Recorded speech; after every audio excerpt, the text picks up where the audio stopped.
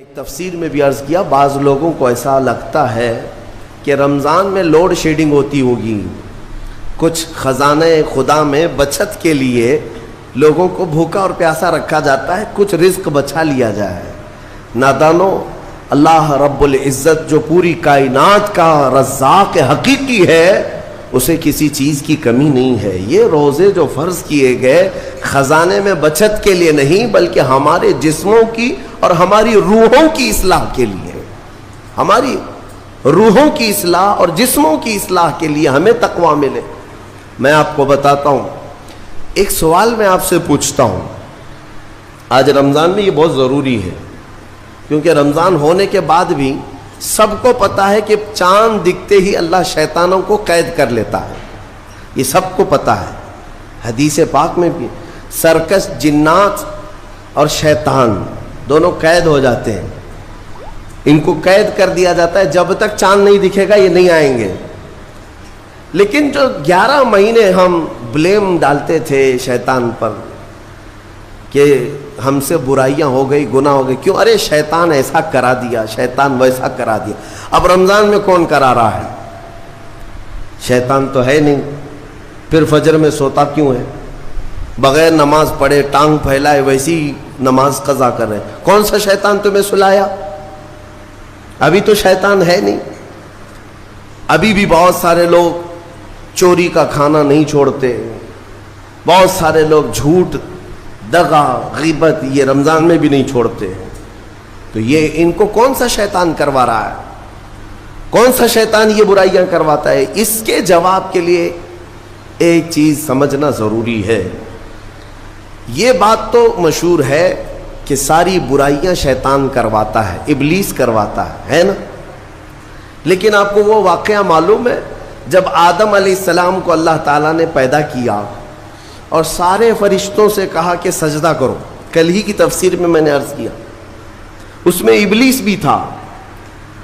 ابلیس بھی اس وقت بہکا ہوا نہیں تھا، گمراہ نہیں تھا، وہ اچھا تھا۔ ابلیس تو بہت عبادت کرنے والا تھا اللہ تعالیٰ کی، تو اس نے اللہ کے حکم کو ٹال کر آدم کو سجدہ نہیں کیا، غرور میں کھڑا رہا، نافرمانی کیا۔ تو اب میں یہ سوال کرتا ہوں کہ ہر ایک کو گمراہ کرنے والا شیطان ہے، تو شیطان کو کس نے گمراہ کیا تھا؟ اس کو کس نے روکا سجدہ مت کرنا آدم کو؟ کوئی ہے بہکانے والا؟ ارے وہ تو پہلا ابلیس ہے، اس سے پہلے تو کوئی ابلیس تھا ہی نہیں، اس سے پہلے تو کوئی شیطان تھا ہی نہیں۔ شیطان کو کس نے روکا کہ تو بڑا ہے، تو بلند ذات والا ہے، آدم مٹی سے بنا ہے؟ یہ خیال کس نے ڈالا؟ کون سا شیطان تھا اس سے پہلے؟ یہی بات سمجھنے کی ہے۔ محدثین نے مفسرین نے فرمایا، ابلیس کو جس چیز نے سجدہ کرنے سے روکا وہ نفس امارہ ہے، وہ نفس ہے جو آج بھی تمہارے ساتھ ہے۔ ہاں، شیطان تو قید ہو جاتا ہے رمضان کے شروع ہوتے ہی، لیکن نفس تو ساتھ میں رہتا ہے۔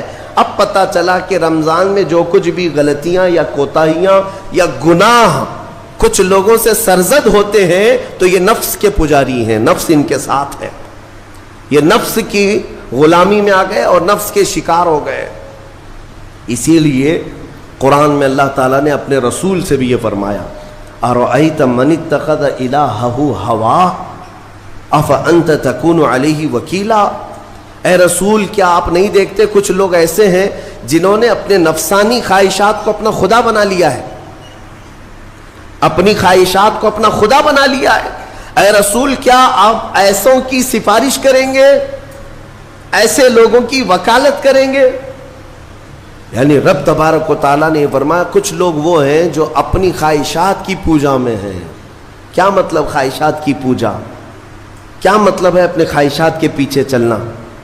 مطلب یہی ہے کہ جو دل میں آیا اس بندے نے یہ سوچ لیا اسے کرنا ہی ہے مجھے، یہ خواہشات کے پیچھے چل رہا ہے۔ ہاں، تمہیں آرام کی فکر ہوئی، تم نے خدا کے فرمان کو ٹال دیا لیکن اپنی نفس کی سن لیا۔ اللہ تبارک و تعالیٰ کا حکم کچھ اور ہے لیکن تمہاری طبیعت کچھ اور چاہ رہی ہے۔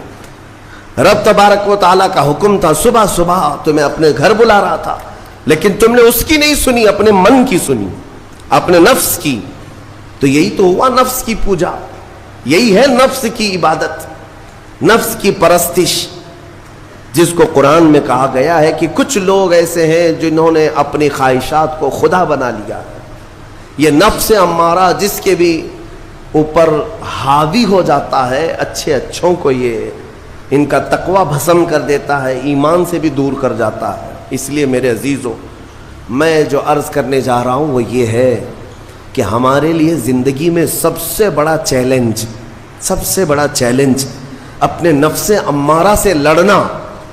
آپ کو پتہ ہے رسول پاک صلی اللہ تعالیٰ علیہ وسلم ایک جہاد سے جب واپس مدینے تشریف لا رہے تھے، وہ جہاد بہت سخت تھا، صحابہ زخمی تھے، بہت گھماسان کی لڑائی ہوئی تھی، لیکن جب واپس مدینے آ رہے تھے تو میرے آقا نے ایک جملہ فرمایا تھا، رجعنا من الجہاد الاصغر الى الجہاد الاکبر. اے میرے صحابہ، ہم چھوٹے جہاد سے بڑے جہاد کی طرف جا رہے ہیں. صحابہ نے پوچھا اس سے بڑا جہاد اب کون سا ہے یا رسول اللہ؟ میرے آقا صلی اللہ علیہ وسلم فرماتے ہیں، اے میرے صحابہ، اپنے نفس سے لڑنا اب یہ بڑا جہاد ہے، نفس سے لڑنا بڑا جہاد ہے. میرے عزیزوں، یہ خواہشات کو ہی ختم کرنا ہو، اس نفس کو اگر کنٹرول میں لانا ہو تو کیا کرو گے؟ نفس امارہ سب کے پاس ہے. قرآن میں مولا فرماتا ہے وَمَا أُبَرِّئُ نَفْسِي إِنَّ النَّفْسَ لَأَمَّارَةٌ بِالسُّوءِ إِلَّا مَا رَحِمَ رَبِّي. کوئی اپنے نفس سے بچ نہیں پائے گا سوائے وہ شخص جس پر میرا رب رحم فرمائے. اللہ کا رحم جس پر ہو گیا وہ اپنے نفس سے بچ جائے گا. میں آپ کو ایک دعا بتاتا ہوں. حضور پاک صلی اللہ علیہ وسلم اگر دعا کرتے تھے تو اس سے آپ کو اندازہ ہو جائے گا کہ یہ کتنی امپورٹنٹ چیز میں آپ کے سامنے کہہ جا رہا ہوں. کون سی؟ حضور جب دعا کرتے تھے تو یوں کہتے تھے اللہ کی بارگاہ میں، اللہم لا تکلنی الی نفسی طرفۃ عین. اے اللہ تو مجھے میرے نفس کے حوالے ایک منٹ کے لیے بھی مت دینا، تو اپنی حفاظت میں رکھ. حضور جب یہ دعا کرتے تھے کہ مجھے میرے نفس کے حوالے ایک منٹ کے لیے، طرفۃ عین کہتے ہیں پلک جھپکنے کے برابر، اتنے ٹائم کے لیے بھی اے اللہ تو مجھے میرے نفس کے حوالے مت کرنا، تو اپنی حفاظت میں رکھ. سید الانبیاء جب یہ دعا کرتے ہیں تو اندازہ کرو اے مومنو، نفس کی تباہ کاریاں کیا کیا ہیں. یہ کتنوں کو ہلاک کر دیتا ہے، کتنوں کا عمل ضائع کرتا ہے، کتنوں کا ایمان ختم کرتا ہے. اب میں جو بات کہہ رہا ہوں وہ یہ توجہ سے سنو. یہ نفس امارہ جس نے شیطان کو بھی گمراہ کیا، شیطان کو بھی بہکا دیا، یہ نفس آدم کو سجدہ نہ کرنے کا جو غرور پیدا کیا، یہی نفس امارہ تھا. اس نفس امارہ کو اگر کوئی کنٹرول کرا سکتا ہے تو وہ ماہ رمضان المبارک. بس یہی ہے رمضان کی فضیلت. رمضان المبارک اس لیے تمہیں دیا گیا کہ بڑی بڑی طاقتیں تمہارے نفس کو قابو میں نہیں کر پائیں گی، لیکن رمضان کے روزے تمہیں کنٹرول میں لے آئیں گے، کنٹرول میں لائیں گے. اب سمجھ میں آیا کہ روزے کیوں رکھائے جا رہے ہیں؟ ارے گرمیوں کی شدت ہے، ادھر حلق سوکھا جا رہا ہے، پیٹ پیٹ سے لگ جاتا ہے. ان لوگوں کو پوچھو روزہ کیسا ہوتا ہے جو مزدوری کرتے ہیں، ان لوگوں سے پوچھو جو دن بھر کام کاج کرتے ہیں. میرے عزیزوں، روزے رکھنے کے بعد کیا رب تبارک و تعالی کسی کو اس کی طاقت سے زیادہ تکلیف دینا چاہتا ہے؟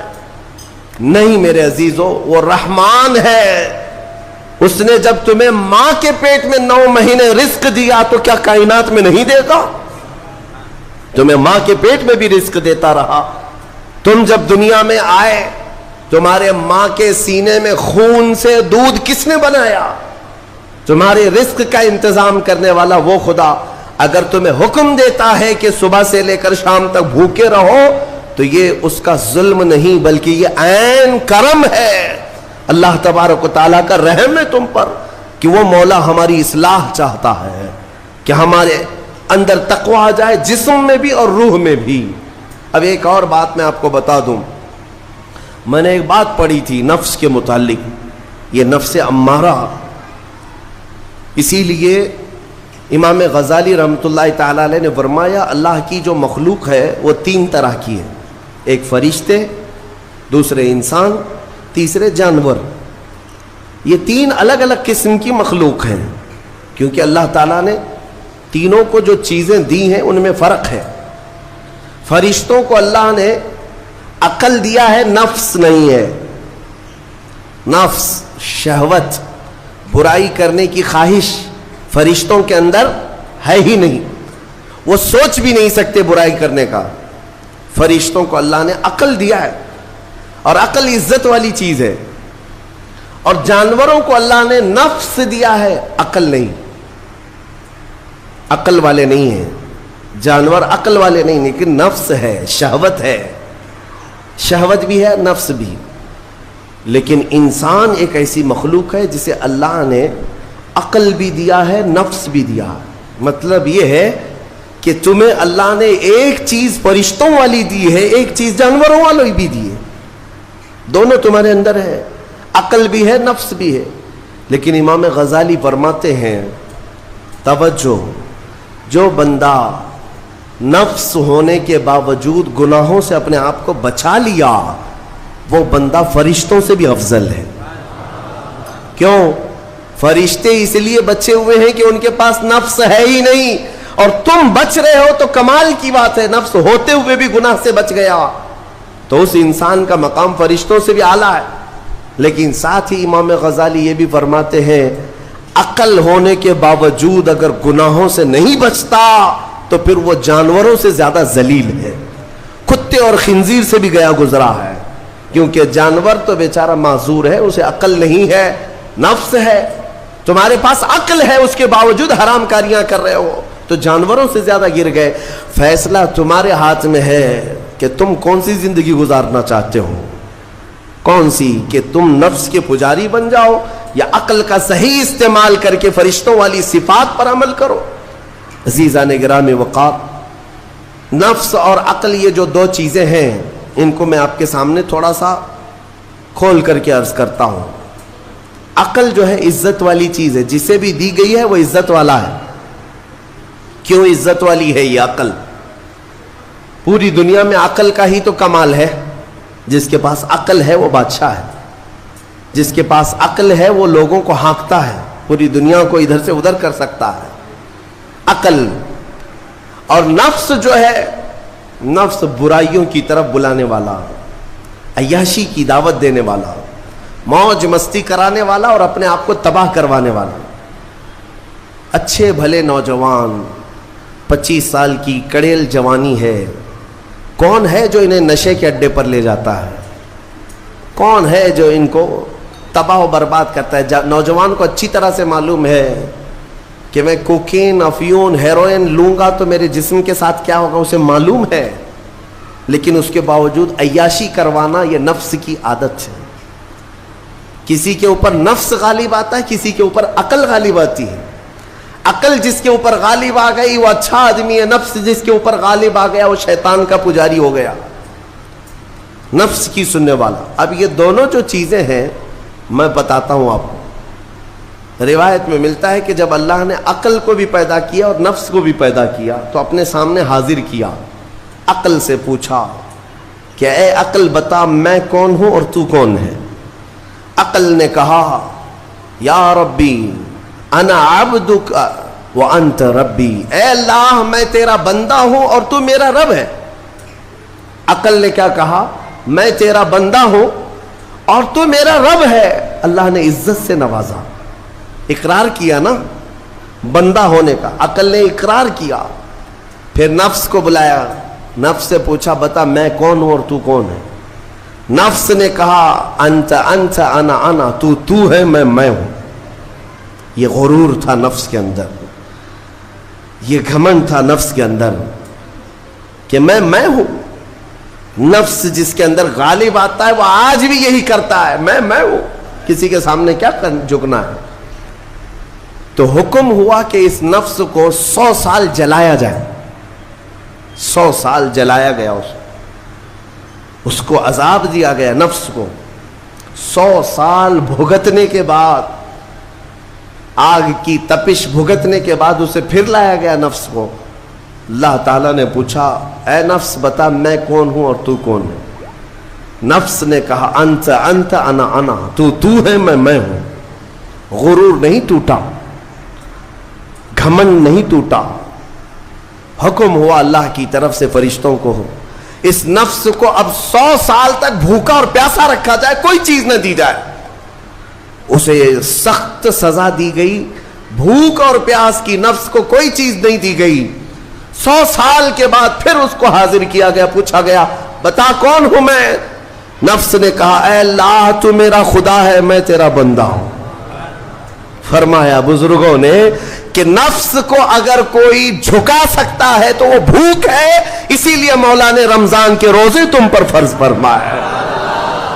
نفس کو جھکا سکتے ہو، نفس کو کنٹرول میں لا سکتے ہو تو بھوک کے ذریعے سے.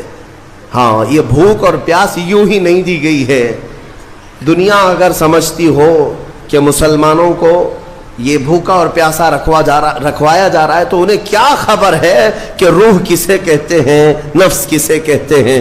جو آلریڈی غلاظت میں پڑے ہوئے انہیں کیا سمجھ ہے. لیکن الحمدللہ ہمارا تصور ہے آخرت کا، ہمارے ہاں تصور ہے جنت کا، ہمارے ہاں تصور ہے جہنم کا، اللہ کی بارگاہ میں حساب کا. اس لیے ضروری یہ بن پڑتا ہے کہ ہم اپنی دنیا میں ہی اصلاح کریں. میرے عزیزوں، اس نفس کی جو تباہ کاریاں ہیں اس سے بچنا ہر نوجوان کے لیے آج ضروری ہے. تم روزوں کو ہلکے میں مت لو. اس سے پہلے بھی میں کہا کرتا تھا، آج پھر سے میں ریپیٹ آپ کے سامنے کہتا ہوں، مسلمان کے لیے روزے جو فرض کیے گئے آپشنلی نہیں ہے میرے عزیز. یہ آپشنلی نہیں ہے، اختیاری نہیں ہے. جسے چاہے وہ رکھے، جسے چاہے وہ چھوڑے. ہاں ہمارے ہاں معاشرہ ایسے ہی ہے نا. ہاں صبح اٹھ کر کے لوگ پوچھتے رہتے ہیں روزہ ہے، روزہ ہے. کیوں پوچھ رہے ہو روزہ ہے؟ مسلمان ہے تو روزہ فرض ہے، روزہ فرض ہے. اگر میں آپ کو پوچھوں اچھا لگے گا؟ انسان ہو اچھا لگے گا. سامنے دکھ تو رہا ہے انسان ہے، پھر کیا پوچھنا ہے؟ مسلمان کے لیے روزہ ایسا ضروری ہے جیسے اس کے لیے انسان ہونا ضروری ہے. وہ روزے چھوڑتا کیوں؟ ہاں چند ہی چیزیں ہیں جہاں تخفیف دی گئی ہے شریعت میں. وہ سفر ہے یا مرض ہے، ایسا مرض کہ جس سے وہ نہیں برداشت کر پاتا، اس میں اللہ تعالیٰ نے اسے چھوٹ دی ہے، رخصت دی ہے. یا حاملہ عورت ہے، یا دودھ پلانے والی عورت ہے، یا پھر اب بہت سارے لوگ ایسے ہیں جو ہٹے کٹے ہیں، تندرست ہیں، توانا ہیں، روزے چھوڑے ہوئے ہیں. میرے عزیز، سب ہونے کے بعد اگر روزہ چھوڑنے کی کسی کو رخصت ہے نا تو صرف ان عورتوں کو جن کی ماہواری آتی ہے مہینے میں یا بچے کے بعد، حیض و نفاس والی عورتوں کے لیے روزہ نہیں ہے. تو میں ان لوگوں سے پوچھتا ہوں کیا تمہاری بھی ایسی کیفیت ہے جو تم روزہ چھوڑے گھوم رہے ہو؟ ناپاک ہو؟ ناپاکی آئی ہے؟ نہیں ہے تو پھر کیوں روزہ چھوڑتے ہو؟ ایک روزے کو چھوڑنے کی سزا حدیث میں بتائی گئی 900 سال دوزخ میں رکھا جائے گا. 900 سال. اب کیلکولیٹ کرو، اگر تمہاری زندگی کے روزے قضا ہیں تو کتنے 100 سال جائیں گے. اسی لیے میرے عزیزو، جب تک طاقت ہے روزے فی الحال کے رکھو ہی رکھو. اگر پیچھے کے چھوٹے ہیں تو اسے بھی پہلے کمپلیٹ کر لو، ورنہ قیامت کے دن کی سزائیں نہیں برداشت کر پاؤ گے، بھگت نہیں پاؤ گے. یہ ہم جو بار بار کہتے ہیں آپ کے روزہ رکھنے سے میرا کیا ہے، ہم تنبیہ صرف اس لیے کرتے ہیں کہ قیامت کے دن اللہ تعالیٰ کے عذاب میں گرفتار نہ ہو جاؤ، عذاب میں گرفتار نہ ہو جاؤ. اور ہمارے بزرگوں نے ہمیں تعلیم دی ہے کہ اللہ تعالیٰ جب 11 مہینے کھلاتا پلاتا ہے اور وہی مولا 1 مہینہ اگر حکم دے تو یہ کس قدر بندے کی ناانصافی ہے کہ اپنے مولا کے حکم کو پیٹ پیچھے ڈالتا ہے اور پھر کھاتا پیتا رہتا ہے. کیا اسے اپنے رحمان کی رضا کی اتنی بھی فکر نہیں ہے کہ یہ میرے مولا کی رضا ہے روزہ؟ اسی لیے تو اس مولا نے فرمایا روزہ میرے لیے ہے اور اس کی جزا کچھ نہیں، میں خود بندے کا ہو جاؤں گا. الصوم لی وانا اجزا بہ. اور ایک حدیث میں عجزی بھی پڑھا گیا، یعنی روزہ میرے لیے ہے اور میں ہی اس کی جزا ہوں، میں ہی اس کی جزا ہوں. مطلب یہ ہے کہ دوسرے اعمال کی جزا میں جنت ہے, محلات ہے, الگ الگ ثواب ہے, لیکن روزے کے متعلق مولا نے فرمایا میں خود ہی اس کی جزا ہوں. تجھ سے تجھی کو مانگ کر مانگ لی ساری کائنات, جس کا خدا ہو گیا اس کی ساری کائنات. میرے عزیزوں, اللہ تبارک و تعالیٰ اگر کسی بندے کا ہے تو پھر اس کے کیا کہنے. اچھا, ایک اور اس میں حکمت یہ ہے, روزہ جو رکھا جاتا ہے یہ بندے اور اللہ کے بیچ کا راز ہے, دوسرے کسی کو پتہ نہیں. میرا روزہ آپ کو نہیں معلوم, آپ کا روزہ مجھے نہیں معلوم. چہرہ دیکھ کر کے کچھ بھی کہا جا سکتا ہے. ہاں, چہرہ دیکھ کر کسی کا روزہ پتہ چلے گا. آپ کل سحری کر کے نیت کر کے روزے سے آئے ہیں, کسی کی پیشانی پہ تو لکھا نہیں ہے کہ یہ روزے دار ہے. آپ نے کہا ہم نے مان لیا, لیکن حقیقت کیا ہے یہ تم جانو گے, اللہ ہی جانے. بہت سارے تمہارے پاس موقع ایسے آتے ہیں جب ایک ایک گھونٹ نگل سکتے ہو, وضو کے بیچ میں, غسل کے بیچ میں, جب کوئی نہ دیکھ رہا ہو تب چٹکیاں لے کر اندر ڈال سکتے ہو, کوئی نہ دیکھ رہا ہو. لیکن بندے اور مولا کے درمیان کا ایک راز ہے روزہ. اسی وجہ سے ایک حدیث میں ملتا ہے قیامت کے دن جب ایمان والوں کو جمع کیا جائے گا اور جن کی بخشش ہو جائے گی تو ان میں ایک جماعت ایسی ہوگی جو جنت کی طرف اڑتے ہوئے جا رہے ہوں گے اور جنت میں پہنچ جائیں گے, کسی کو نظر نہیں آئیں گے, بہت تیزی سے وہ جنت پہنچ چکے ہوں گے. باب الریان ایک دروازہ ہے جو صرف روزے داروں کے لیے, جن کے روزے اللہ کی بارگاہ میں پسند آ گئے, وہ دروازہ صرف ان کے لیے. وہاں پہنچ چکے ہوں گے, بہت سارے اہل اللہ, بڑے بڑے مقامات والے وہاں موجود ہوں گے. پوچھیں گے تم کہاں سے آئے, کون سے راستے سے آئے؟ نہ وہاں نظر آئے نہ راستے میں نظر آئے, یہاں کیسے پہنچے؟ تو وہ کہیں گے کہ اللہ تبارک و تعالیٰ نے ہمیں روزوں کی وجہ سے یہ مقام دیا. رب تعالیٰ کی طرف سے ارشاد ہوتا ہے کہ ان بندوں نے دنیا میں جو روزہ رکھا تھا وہ سب سے چھپا ہوا تھا, کسی کو پتہ نہیں تھا روزہ ہے یا نہیں. اس لیے جب میں نے ان کے روزے قبول کیے تو سب سے چھپا کر انہیں جنت کی طرف بھیج دیا. وہاں پر بھی یہ جزا دی گئی. میرے عزیزوں, فضیلتیں بہت ساری ہیں, سب کو پتہ ہے, لیکن میں جو کہہ رہا ہوں وہ یہ ہے کہ اگر اپنے نفس کو کنٹرول میں لانا ہو تو یہ روزے شرط ہیں. ایک صحابی حضور کی بارگاہ میں آئے, جوان تھے, کہا کہ یا رسول اللہ صلی اللہ علیہ وسلم, جوان ہو چکا ہوں, شادی کی عمر ہے, لیکن شادی کرنے کی طاقت نہیں, مال نہیں, اسباب نہیں, کیا کروں؟ شادی نہ کرے تو گناہوں کی طرف چلے جائیں, خواہشات ہیں انسان کی. تو جانتے ہیں میرے آقا صلی اللہ تعالی علیہ وسلم نے کیا فرمایا کہ اگر استطاعت ہے تو شادی کر لے, ورنہ روزہ رکھ لے. شادی کے بدل ڈائریکٹ کون سی چیز؟ روزہ. فرمایا اس لیے کہ روزہ تمہاری شہوت کو ختم کرتا ہے, تمہارے اندر صبر قائم کرتا ہے. عزیزان گرامی, حدیث پاک کا یہ مفہوم میں آپ کے سامنے رکھ رہا ہوں. تربیت میں میرے آقا نے ان نوجوانوں سے کہا جن کی شہوت غالب ہے, جو گناہوں کی طرف زیادہ جا سکتے ہیں, ان کے لیے فرمایا گیا وہ روزہ رکھیں, کنٹرول میں رہیں گے. صرف رمضان کا ہی نہیں, سال میں اور بھی دنوں میں روزہ رکھو تاکہ تمہارا نفس قابو میں رہے, کنٹرول میں رہے. میں چند مہینے پہلے کچھ نوجوانوں کی کثرت کو دیکھ رہا تھا جو اپنے جسم کو شیڈول بنانے کے لیے, مینٹین کرنے کے لیے ڈائٹ پلان تیار کر رہے تھے. تو اس میں ایک بہت ہی بڑے ڈاکٹر ہیں جنہوں نے ڈائٹ پلان دیا, تو اس میں انہوں نے مینشن کیا کہ ہفتے میں ایک دن بھوکا رہنا چاہیے, صبح سے شام تک. وہ نان مسلم ہے. میں نے پوچھا تھا کہ یہ آپ کے ڈائٹ پلان میں کس لیے ہے, تو انہوں نے اس کی سائنٹیفک وجہ بتائی کہ ہفتے بھر میں ہم جو کچھ بھی کھاتے ہیں, کچھ ایسی چیزیں جمع ہو جاتی ہیں جن کو پگھلنے کا موقع ہی نہیں ملتا, ہم بار بار کھاتے رہتے ہیں, اس پر چیزیں جمع ہوتی رہتی ہیں. ایک دن ہفتے میں اگر اپنے پیٹ کو خالی چھوڑ دیا جائے تو فاسد مادے گل کر کے باہر نکل جائیں گے اور صحت ہمیشہ صحیح رہے گی. یہ دنیا کہہ رہی ہے.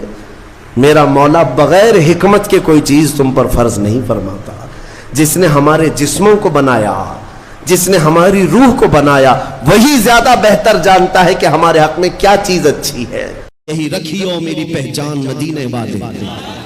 اے میرے عزیزو، آج ہمیں فخر اسی بات پر ہونا چاہیے کہ دنیا مجھے نبی کے نام سے جوڑ کر کے پہچانے، حضور کی غلامی میں مجھے پہچانے، میرے منصب سے، میرے عہدے سے، میرے مال سے، میری جائیداد سے، میرے خاندان سے نہیں۔ دنیا اگر حضور کی غلامی سے پہچانتی ہے تو اس سے بڑے کمال کی بات نہیں ہے۔ ہم سب کے لیے سب سے بڑے فخر کی بات ہمارا تعارف، ہمارا انٹروڈکشن حضور کے ذریعے سے ہو جائے، اس لیے کہ جس کا تعارف نبی پاک صلی اللہ تعالیٰ علیہ وسلم سے ہو گیا۔ آپ جانتے ہیں امام اہل سنت فاضل بریلوی امام احمد رضا خان قدس اللہ سرہ الشریف مجدد اعظم ہے، لیکن آپ سے اختلاف رکھنے والی جماعتوں میں بہت ساری ہیں۔ دوسری جماعتوں میں خاص طور پر اگر میں جماعت اسلامی کے بانی کا ذکر کروں، جن کا اہل سنت و جماعت بریلویت سے کوئی تعلق نہیں، دوسری جماعت اور دوسرے مکتبہ فکر کے ہونے کے باوجود بھی انہوں نے اعلیٰ حضرت کی تعریف میں صرف اتنا کہا ہے وہ بہت بڑے عاشق رسول تھے۔ سبحان اللہ۔ یہ نہیں کہا بہت بڑے پٹھان کے بیٹے تھے، بہت بڑے زمیندار تھے، بلکہ کہا بہت بڑے عاشق رسول تھے۔ دنیا اگر حضور کے نام سے پہچانتی ہے تب کوئی تمہیں فنا نہیں کر سکے گا، نام تمہارا ہمیشہ رہ جائے گا، بے نشانوں کا نشان مٹتا نہیں، مٹتے مٹتے نام ہو ہی جائے گا۔ آج اعلیٰ حضرت ہر جگہ کیوں کیا جاتا ہے؟ اس کی وجہ یہ ہے زندگی بھر اعلیٰ حضرت نے اپنے خاندان کے قصیدے نہیں پڑھے، جب اعلیٰ حضرت نے قلم اٹھایا ہے تو بارگاہ مصطفیٰ کی مدح سرائی کی ہے، جب قلم اٹھایا ہے میرے آقا کی شان میں لکھا سرور کہوں کہ مالک و مولا کہوں تجھے، باغ خلیل کا گل زیبا کہوں تجھے۔ 100 سال گزر جانے کے بعد بھی ان کے کلام پڑھنے سے مرجھائے ہوئے دلوں میں زندگی آ جاتی ہے، یہاں مرجھائی ہوئی کلیاں کھل جاتی ہیں۔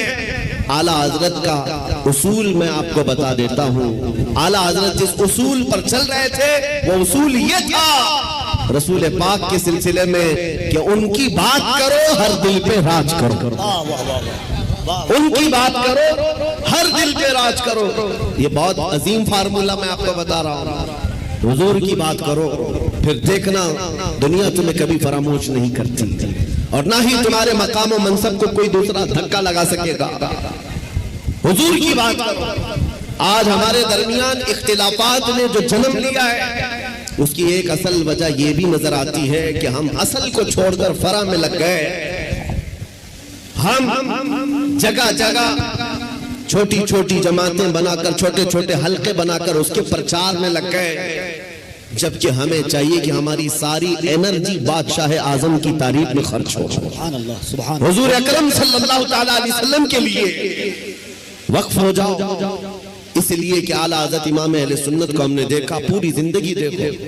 آپ سے کسی نے پوچھا اگر آپ کا تعارف کیا ہے، آپ کا انٹروڈکشن کیا ہے، انہوں نے اپنے باپ دادا پردادا کے ناموں کو گناتے ہوئے نہیں کہا میں فلاں فلاں فلاں فلاں کا بیٹا ہوں، بلکہ اپنے تعارف میں کہا ہے اس گلی کا گدا ہوں میں جس میں مانگتے تاجدار پھرتے ہیں، وہ سوئے لالا زار پھرتے ہیں، تیرے دن اے بہار پھرتے ہیں، اے رضا جانے آنا دل تیرے نغموں پہ نثار، بلبلے باغ مدینہ تیرا کہنا کیا ہے۔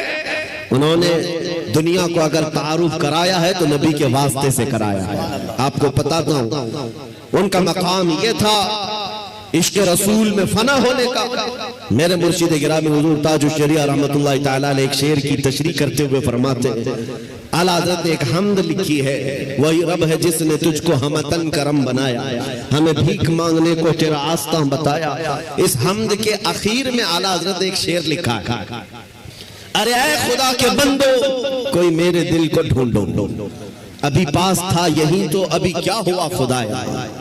دل کس کو کہتے ہیں میں آپ کو بتا رہا ہوں، زندگی ہم سب کے پاس ہے، ہم کس کے لیے جی رہے ہیں، ہم کیا کرنے کے لیے جی رہے ہیں، یہ آج ہمیں محسوس کرنا ہے۔ اعلیٰ حضرت کس کے لیے جیتے تھے، ان کا دل رہتا کہاں تھا، بریلی کی کس گلی میں ان کا دل رہتا تھا۔ نعرہ رسالت، عشق مصطفیٰ، عشق آل مصطفیٰ، تعلیمات اعلیٰ حضرت، فیضان اعلیٰ حضرت، زندگی گزارنے کے اصول میں بتا رہا ہوں، بریلی میں رہ کر کے دل مدینہ طیبہ میں دھڑکتا ہو۔ سارے اولیاء زمانہ نے کہا ہمیں اے رضا تیرے دل کا پتہ چلا بمشکل، در روضہ کے مقابل وہ ہمیں نظر تو آیا، یہ نہ پوچھ کیسا پایا تجھے حمد ہے خدایا۔ اعلیٰ حضرت کا دل وہاں لگا ہوا تھا، اسی لیے میں نے اعلیٰ حضرت کے کلام کو بہت مرتبہ پڑھا، جہاں جہاں سے پڑھا دل کو اعلیٰ حضرت کے جب بھی ہم نے ڈھونڈنے کی بات کی ہے، اعلیٰ حضرت نے اپنے دل کے بارے میں یہی کہا ہے، دل ہے وہ دل جو تیری یاد سے معمور رہا، سر ہے وہ سر جو تیرے نام پہ قربان گیا۔ اعلیٰ حضرت کے اصول میں دل صرف اس ٹکڑے کو نہیں کہتے اور سر اس ٹکڑے کو نہیں کہتے میرے عزیزو۔ اعلیٰ حضرت کے علم میں ان کی تعلیمات میں دل کا مطلب اور ہے، سر کا مطلب اور ہے۔ اگر نبی کی محبت میں بھرا ہوا نہیں ہے تو صرف وہ گوشت کا لوتھڑا ہے، دل نہیں کہا جا سکتا۔ دل کون سا ہے؟ دل صرف وہی ہے، دل ہے وہ دل جو تیری یاد سے معمور رہا۔ اور سر کس کو کہتے ہیں؟ یہ اگر دونوں کندھوں کے اوپر ایک کدو کا ٹکڑا ہے، اگر حضور کے نام پر قربان ہونے کو تیار نہیں ہے، ہاں اگر حضور کے نام پر مر مٹتا ہے تو اعلیٰ حضرت کہتے ہیں سر ہے وہ سر جو تیرے نام پہ قربان گیا۔ اعلیٰ حضرت کے دل کو ہم نے ان کے کلام میں ڈھونڈا ہے، وہ کہتے ہیں کہاں ہے؟ جان و دل ہوش و خرد سب تو مدینے پہنچے، جان و دل ہوش و خرد سب تو مدینے پہنچے۔ ارے تم نہیں چلتے رضا سارا تو سامان گیا۔ ان کا اپنے پاس کچھ نہیں تھا، بریلی میں کہتے ہیں جان بھی چلی گئی، دل بھی چلا گیا، ہوش بھی گیا، خرد بھی گیا، سب مدینے پہنچے۔ تم نہیں چلتے رضا سارا تو سامان گیا۔ اور پھر ان سے پوچھا گیا جان ہے کیا آپ کی؟ جان کس کو کہتے ہو آپ؟ کہتے ہیں جان ہے عشق مصطفیٰ، روز فضل کرے خدا، جس سے ہو درد کا مزہ ناز دوا اٹھائے کیوں، پھر کے گلی گلی تباہ ٹھوکرے سب کی کھائے کیوں، دل کو جو عقل دے خدا تیری گلی سے جائے کیوں۔ میرے عزیزو اعلیٰ حضرت فرماتے ہیں یوں تو سب انہی کا ہے پر دل کی اگر پوچھو، اعلیٰ حضرت فرماتے ہیں یوں تو سب انہی کا ہے پر دل کی اگر پوچھو، یہ ٹوٹے ہوئے دل ہی خاص ان کی کمائی ہے۔ حضور کا ہے یہ سب، حضور کا ہے، اپنے دل کا ہے انہی سے آرام، کہتے ہیں اپنے دل کا ہے انہی سے آرام، سونپے ہیں سب انہی کو سب کام، سونپے ہیں انہی کو سب کام۔ لو لگی ہے کہ اب اس در کے غلام چاہ رہے درد رضا کرتے ہیں۔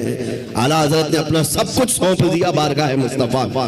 آج اس جلسے پاک میں میں آپ کے سامنے ان کا ذکر صرف اس لیے کر رہا ہوں کہ مشرق سے لے کر مغرب تک، شمال سے لے کر جنوب تک کوئی خطہ بچا نہیں ہے جہاں سے بچہ بچہ پکار کر کے نہ کہتا ہو ڈال دی قلب میں عظمت مصطفیٰ۔ سیدی اعلیٰ حضرت پہ لاکھوں سلام۔ کیوں 100 سال کے بعد بھی بچہ بچہ پکار رہا ہے؟ وہی آج میں تمہیں فارمولہ بتانا چاہتا ہوں، اس اعلیٰ حضرت کے مشن پر چلنا، اس مسلک کا مطلب، اس مسلک کا نام ہی یہ ہے، اپنی مرضی سے جینے کا نام زندگی نہیں ہے، حضور جیسا چاہے ویسے جینے کا نام زندگی ہے۔ آپ کو میں بتاتا ہوں اولیاء کرام کی زندگی میں، تصوف میں ایک تعلیم ہوتی ہے۔ حضرت جنید بغدادی کی تعلیمات میں نے پڑھا ہے، صرف اولیاء کرام کی جو عبادتیں ہیں، تسبیح گمانا، لمبے قیام، لمبے سجدے، صرف یہی عبادت کے طریقے نہیں ہیں۔ ایک عبادت کا طریقہ ہے جس کو اولیاء کرام کہتے ہیں مراقبہ۔ مراقبہ، مراقبے کا مطلب کیا ہوتا ہے؟ سنو بہت آسان ہے، آپ سب کر سکتے ہو۔ اگر میں آپ سے کہوں آج 1000 بار سبحان اللہ پڑھو، 1000 بار الحمدللہ، آپ کہیں گے بہت لمبا ہو جائے گا۔ لمبا قیام کرنا کچھ لوگوں کے لیے بھاری، لمبا رکوع کرنا، لمبا سجدہ کرنا عبادتیں کچھ لوگوں کو لگتی ہوں۔ مراقبہ بہت آسان لیکن بہت ہی تیز اثر۔ اولیاء کرام فرماتے ہیں جس کا مراقبہ مکمل ہو گیا وہ اللہ کا ولی بن گیا۔ مراقبہ ہوتا کیا ہے؟ سنو، مراقبہ ہوتا کیا ہے؟ صرف یہ ہے کہ آنکھ بند کر کے تھوڑی دیر خاموش بیٹھنا، کچھ نہیں کرنا، کچھ پڑھنا نہیں، کچھ پڑھنا نہیں، خاموش بیٹھنا ہے۔ کتنی دیر؟ تمہاری مرضی، 5 منٹ، 10 منٹ، آدھا گھنٹہ، 1 گھنٹہ، کسی سے بات نہ کرو، خاموش ایک جگہ بیٹھ جاؤ۔ کرنا کیا ہے خاموش بیٹھ کر کے؟ سوچنا کیا ہے؟ ہاں یہ اصل ہے۔ سیدنا جنید بغدادی فرماتے ہیں مراقبہ کرنے والے کو کچھ اور نہیں سوچنا ہے، بس آنکھ بند کر کے اتنا سوچنا ہے کہ اللہ نے مجھے کیوں پیدا کیا، میں یہاں کیوں آیا اس دنیا میں، بس اتنا ہی سوچنا ہے، اتنا ہی سوچنا ہے، بار بار سوچتا رہے، بار بار سوچتا رہے۔ اے نوجوانوں، یہ مراقبہ آج تمہاری بہت ساری بیماریوں کا علاج ہے۔ سوچنا کبھی آنکھ بند کر کے، کیا میں اس لیے آیا رات بھر انٹرنیٹ پر گیم کھیلنے کے لیے اللہ نے مجھے پیدا کیا؟ کیا میں دنیا میں لڑکیوں سے چھیڑ چھاڑ کرنے کے لیے پیدا کیا گیا؟ کیا میں دنیا میں دن رات کھیل کود کے لیے پیدا کیا گیا ہوں؟ لوگوں سے گپے لگانے کے لیے پیدا کیا گیا ہوں؟ میں لوگوں سے ہنسی مذاق میں اپنا وقت کو برباد کرنے کے لیے پیدا کیا ہوں؟ کیوں پیدا کیا گیا ہوں؟ تمہارا دل آخر ایک دن جواب دے گا، اللہ کی طرف سے تمہیں یہ ملے گی بات، تم کیوں پیدا کیے گئے، کیوں پیدا کیے گئے، تمہیں پتا چل جائے گا۔ یہ مراقبے میں جس دن تمہیں پتا چل جائے کیوں پیدا کیا گیا، اگر حقیقت کو پہنچ گئے اسی دن اللہ کے ولی بن گئے۔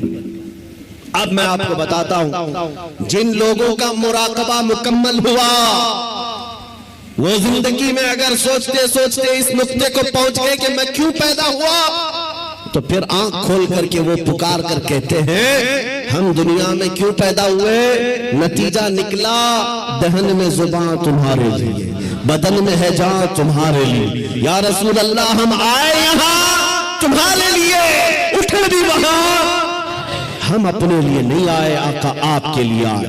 مراقبے میں جو اس نقطے کو پہنچ گیا، بریلی کا امام پکار کر کہنے لگا مجھے اللہ نے کھیل کود کے لیے نہیں بنایا، مجھے اللہ نے صرف بازاروں کی زینت کے لیے نہیں بنایا، مجھے اللہ نے زندگی اپنی مرضی سے گزارنے کے لیے نہیں بنایا۔ اور اس اعلیٰ حضرت کے عظیم پوتے تاج الشریعہ نے بھی پکار کر کہا، جب ان کا مراقبہ مکمل ہوا، جب وہ سوچتے رہے میں کیوں پیدا ہوا، میں کیوں دنیا میں آیا، تب پھر تاج الشریعہ نے بھی جواب دیا ہم اس لیے پیدا کیے گئے ہیں، زندگی یہ نہیں کسی کے لیے، زندگی ہے نبی کی نبی کے لیے، نہ سمجھ مرتے ہیں زندگی کے لیے، جینا مرنا ہے سب کچھ نبی کے لیے۔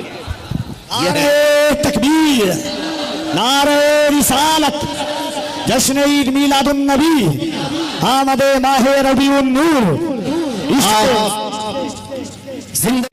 اعلیٰ حضرت فرماتے شہد دکھائے زہر پلائے، قاتل ڈائیں شوہر کچھ، اس مردار پہ کیا للچانا دنیا دیکھی بھالی ہے۔ تمہیں معلوم ہے یہاں کتنے ہیرو آئے اس کے بعد زیرو ہو گئے، یہاں جوانی میں اپنے میک اپ سے چمکنے والے بڑھاپے میں ڈھیلے پڑ گئے، یہاں لوگ روزانہ بدلتے رہے ہیں، کسی بھی فیلڈ میں دیکھ لو، کچھ لوگوں کو لگتا ہے پردہ سیمی پر بالی ووڈ اور ہالی ووڈ پر تھرکنے والے مجرے کرنے والے سٹار ہیں، یہ بڑے بڑے ہیرو ہیں اور ان کے پیچھے قوم بھاگتی ہے، میاں یہ صرف اور صرف ڈھلتی چھاؤں ہے، تھوڑے دنوں کے بعد ان کے چہرے کا غازہ اڑ گیا تو یہی قوم دوسرا ہیرو ڈھونڈتی ہے، دوسرا انہیں چاہیے۔ اور نیتا نگری میں بھی دیکھا گیا 40 سال بیچارے پارٹیوں کی خدمت میں لگے رہے، بڑھاپے میں پھر آدھے کے بعد پارٹی نے کونے میں بٹھا دیا، اب تمہارا کام ختم ہو گیا، تمہارا کام ختم ہو گیا، اب نوجوان دوسرے آئیں گے۔ لیکن میرے عزیزو ایک مکتبہ میں نے ایسا دیکھا، ایک مدرسہ ایسا دیکھا یہ حضور کے غلاموں کا ہے، یہاں جتنا بوڑھا ہوتا ہے اتنی عزت بڑھتی جاتی ہے، نوجوان لا کر کھڑا کر دینا اور پھر ایک طرف سے تاج الشریعہ کا چہرہ دکھا دینا، لاکھوں کی طرف نگاہیں نہیں دیں گی، اس ایک چمکتے ہوئے چہرے کی طرف لوگ دیکھیں گے۔ نعرہ تکبیر، ذرا دونوں ہاتھوں کو اٹھا کر بستی بستی قریہ قریہ، بستی بستی قریہ قریہ، ان کا سورج فیض کا دریا۔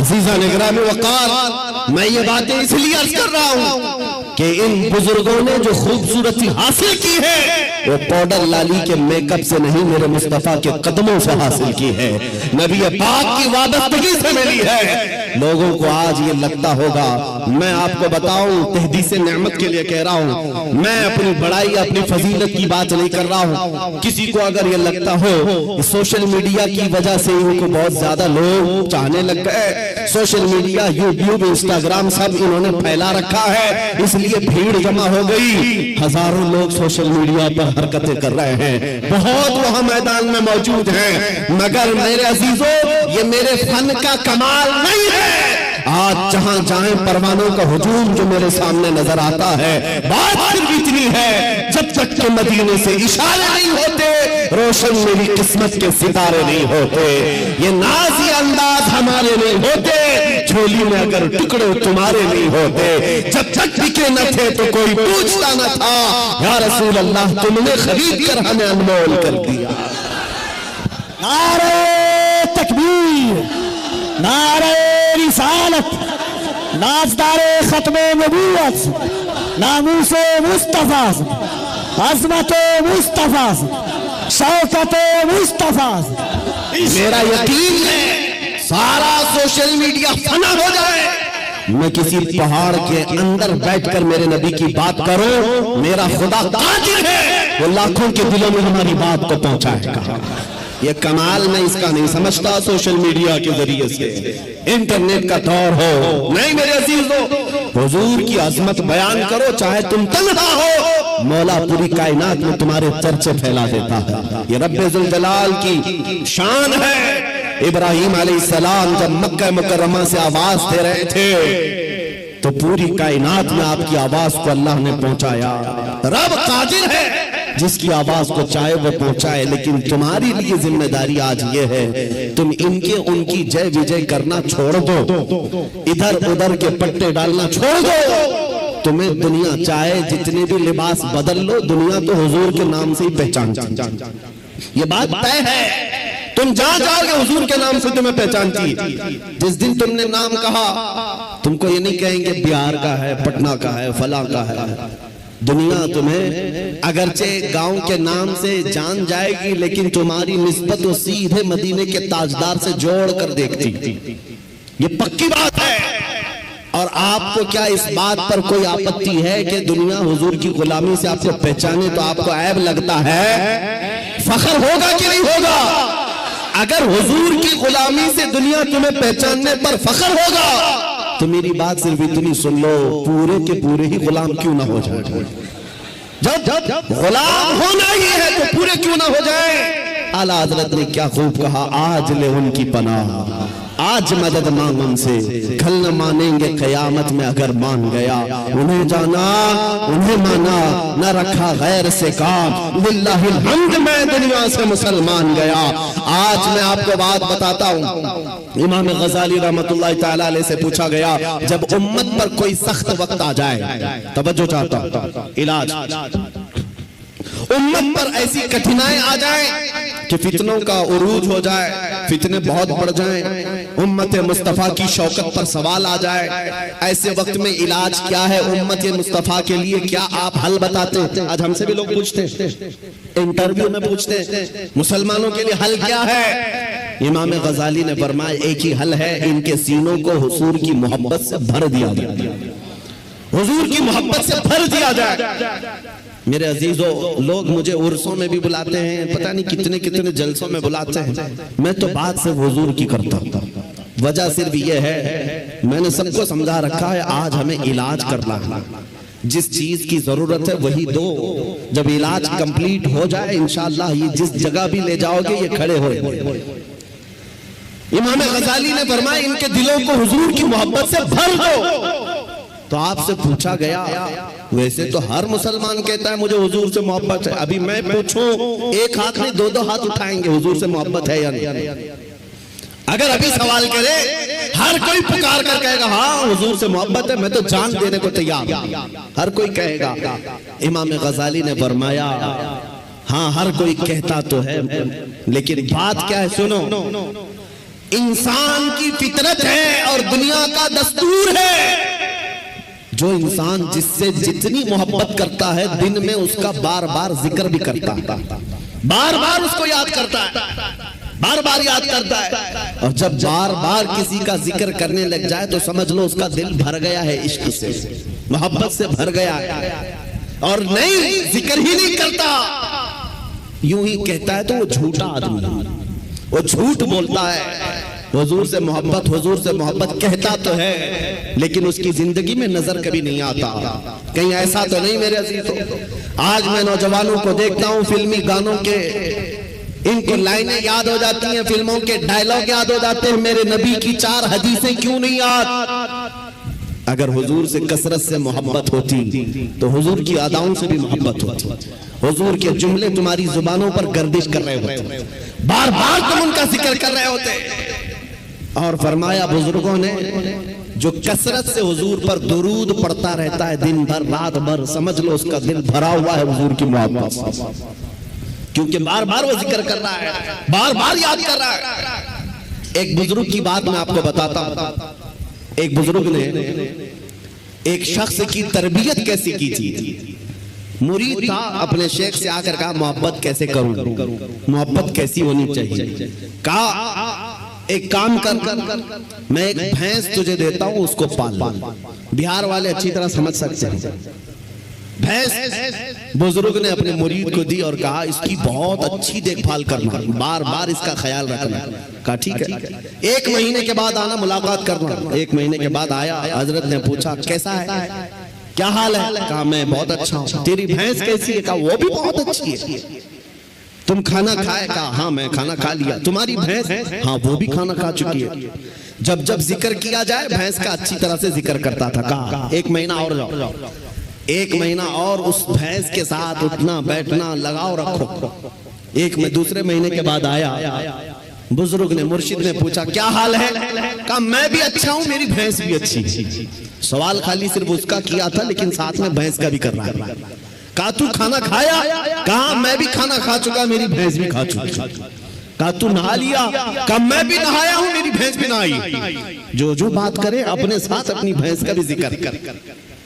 بزرگ نے کہا 1 مہینہ اور اپنی بھینس سے قریب رہے, اس کے بعد پھر تیسرے مہینے ملاقات کریں گے. 3 مہینے گزر گئے. 3 مہینے کے بعد جب وہ آیا تو بزرگ مرشد نے پوچھا کیا حال ہے. کہا میری بھینس بہت اچھی. اب جملہ بدل گیا, ابھی خیریت اس کی پوچھی جا رہی ہے, جواب یہ اپنی بھینس کا دے رہا ہے. پوچھا بزرگ نے کھانا کھا چکا. کہا میری بھینس تو کھا چکی. تو نہایا. کہا میری بھینس تو نہا چکی. میرے عزیزو یہ مثال بلا تشبیہ بلا تمثیل. اس بزرگ نے کہا محبت ایسی ہونی چاہیے جب انسان کو پوچھا جائے تو اپنے آپ کو بھول جائے, اپنے محبوب کا ذکر کرنے لگ جائے. جب وہ کمال کو پہنچتا ہے صرف اس کی آنکھوں میں اپنے محبوب کے جلوے ہو. اور بریلی کے امام کو ہم نے پڑھا ہے, کوئی آیا بندہ گلاب کا پھول تحفے میں پیش کرنے کے لیے لا کر کے دیا. کہا اس کو قبول کر لیجئے. دنیا میں لوگ گلاب تحفے میں ایک دوسرے کو دیتے لیتے ہیں. امام فاضل بریلوی اس گلاب کو قبول تو کرتے ہیں, دیکھتے ہیں, اس کے بعد مسکرا کر کہتے ہیں یہ دنیا کا گلاب ہے, صبح کھلتا ہے شام میں مرجھا جاتا ہے. میں اس گلاب سے محبت کرتا ہوں جو کبھی مرجھاتا نہیں ہے, جو جب سے کھلا ہے کبھی مرجھاتا نہیں. اور اس کے بعد کہنا شروع کر دیا سرتاب قدم ہے تن سلطان زمن پھول, لب پھول دہن پھول زکن پھول بدن پھول. واللہ جو مل جائے میرے گل کا پسینہ, مانگے نہ کبھی عطر نہ پھر چاہے دلہن پھول. کیا بات رضا اس چمنستان کرم کی, زہرا ہے کلی جس میں حسین و حسن پھول. اعلیٰ حضرت نے ایک پھول کو دیکھا,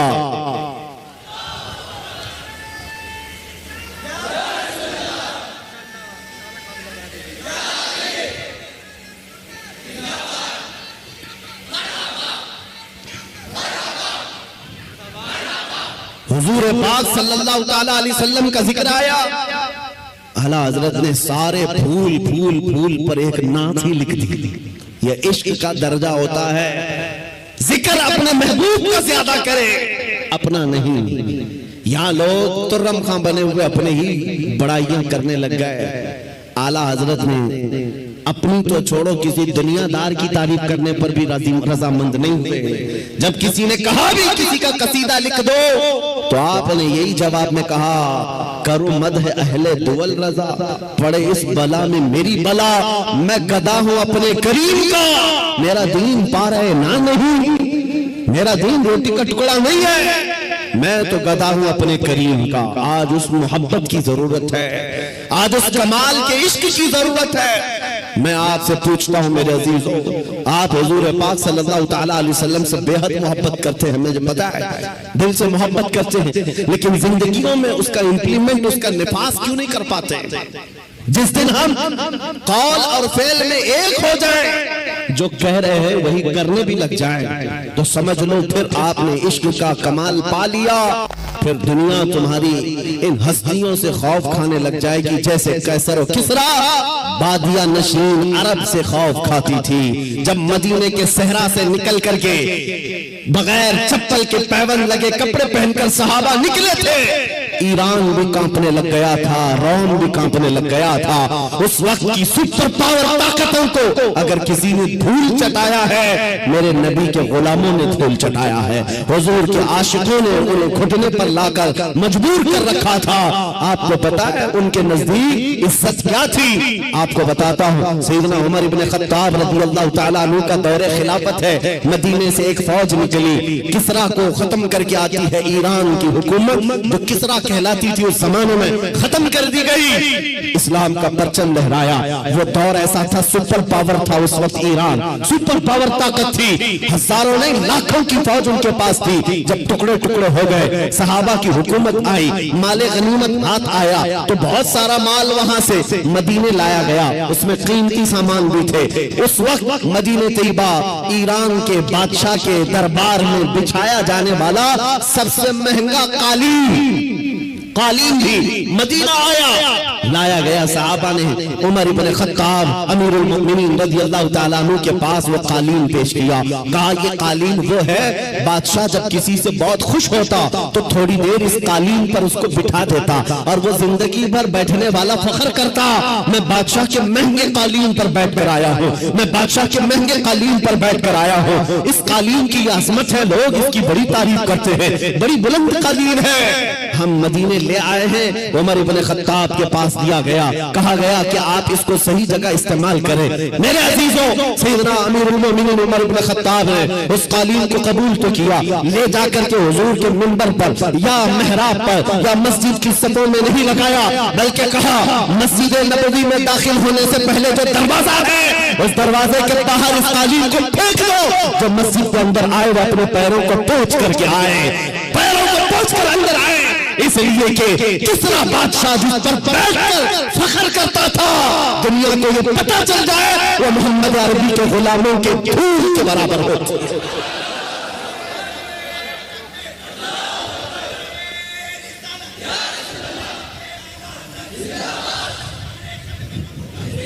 انہوں نے عزت تخت و تاج میں نہیں ڈھونڈی، میرے نبی پاک کی نسبت میں عزت ڈھونڈی۔ آپ کو پتا ایک صحابی حضرت نعمان ایک بادشاہ کے ہاں گئے تھے، توجہ، بادشاہ کے ہاں مہمان بلائے گئے تھے، قاصد بن کر گئے۔ بادشاہ نے ان کے آنے پر قالین بچھایا ریشم کا اور کرسی بچھائی سونے کی کلئی کی ہوئی کہ محمد عربی کا قاصد آ رہا ہے، ایمبیسیڈر آ رہا ہے، ترجمان ہے۔ لیکن جیسی حضرت نعمان پہنچے وہ قالین کو آپ نے تلوار سے پھاڑ دیا اور نکال دیا، زمین پر چلے۔ پھر جب کرسی کے پاس آئے دیکھا سونے کی کرسی ہے، پاؤں سے دھکا مار کر گرایا اور کہا مجھے سادی کرسی لاؤ، دوسری۔ بادشاہ نے کہا یہ اتنا غرور ہے، محمد عربی صلی اللہ علیہ وسلم کے غلاموں میں اتنا ایٹیٹیوڈ۔ اس صحابی نے کہا یہ غرور اور تکبر نہیں ہے، میں میرے نبی کا غلام، میرے مصطفیٰ کا غلام، میرے نبی کی شریعت میں مردوں کے لیے ریشم بھی حرام ہے، سونا بھی حرام ہے، مردوں کے لیے ریشم کا استعمال حرام ہے اور سونے کا استعمال، گولڈ کا استعمال حرام ہے۔ بادشاہ سے انہوں نے کہا تو ساری دنیا کی کرسیوں کو سونے کی بنا کر لا کر رکھ دے، تب بھی نبی کا غلام سب کو ٹھوکر مارے گا، اپنے نبی کی شریعت کو گلے لگائے گا۔ اسی غلام کی آواز تھی، اسی نبی کے غلاموں کی آواز تھی جو آج میں میسج میں کہنا چاہتا ہوں، اے نوجوانوں، فخر کرنا ہو تو اپنے نبی کی نسبت پر فخر کرو۔ دنیا اگر آج تمہیں مسلمان کہتی ہے تو داڑھی منڈا کر، ٹوپی چھپا کر، لوگوں میں چھپنے کی کوشش کر کے سیکولر بننے کی کوشش مت کرنا۔ دنیا پہچانتی ہے تو اور پہچان بڑھاؤ۔ کسی نے مجھ سے پوچھا تھا کیا اس زمانے میں داڑھی رکھنا بھی واجب ہے؟ میں نے کہا اب کے زمانے میں تو اور بھی بڑا واجب ہے، اس لیے کہ جن کو تلوار اور چاقو نہیں چبھتی ان کو ہماری داڑھی چبھتی ہے۔ میں نے یہی کہا اے نوجوان، لوگوں کو چوٹی رکھنے میں شرم نہیں آتی، مجھے نبی کی داڑھی رکھنے میں کیوں شرم آئے گی؟ اگر لوگ ننگا گھوم کر فخر کر سکتے ہیں، میں میرے نبی کے اخلاق پر فخر کیوں نہیں کر سکتا؟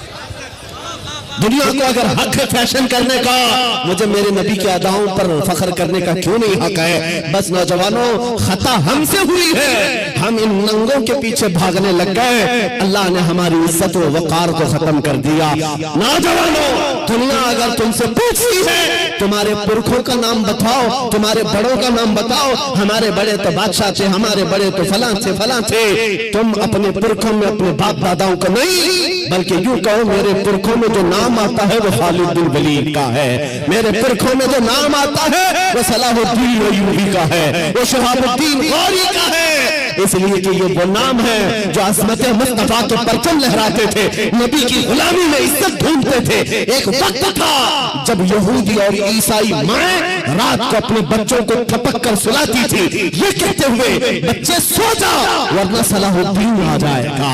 نبی کے غلاموں کی ہیبت ایسی تھی، وہ اس لیے تھی کہ انہوں نے اپنے بل بوتے اپنی طاقت پر عزت نہیں کمائی، میرے نبی کی نسبت میں عزت کمائی تھی۔ آج بھی ایک ہی حل ہے ہمارے پاس، واپس آ جاؤ اس پوائنٹ پر، اس نقطے پر جہاں میرے مصطفیٰ نے ہمیں چھوڑا تھا، حضور نے صحابہ کو جہاں چھوڑا اس نقطے پر آ جاؤ، ادھر ادھر کی بات نہ کرو۔ ہماری بیماریاں، ہماری خرابیاں، ہمارے خرافات، ہماری بے حیائیاں، ہماری پستی، ہمارا بیکورڈ ہونا، سب کا ایک ہی حل ہے، ایک ہی علاج ہے کہ محمد سے وفا تمہیں، تو ہم کہہ رہے ہیں یہ جہاں چیز ہے کیا لاہو قلم تیرے۔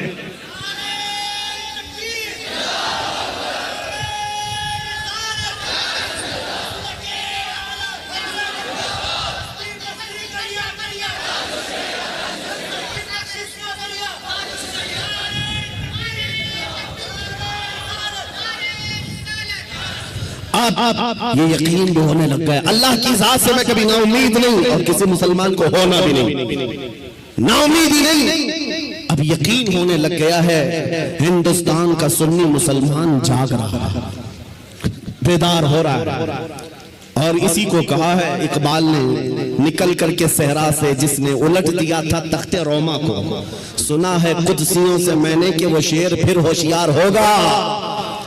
دنیا آج خوف زدہ اسی بات سے ہے کہ تم اٹھ رہے ہو، تم بیدار ہو جانا پورے طور پر، ڈرو مت، تمہارا نام کسی مجرم قوم سے جڑا ہوا نہیں، بھونکنے دو کتوں کو، جتنی مرتبہ کہیں آتنکوادی، جتنی مرتبہ کہیں دہشت گرد، جتنی مرتبہ ٹیررسٹ، جو بولنا ہے بولو، ہم تمہارے باپ کی زمین پر نہیں جیتے اور نہ ہی تمہاری سرٹیفکیٹ کی ضرورت ہے، ہم اللہ کے بندے ہیں، رسول کے امتی ہیں۔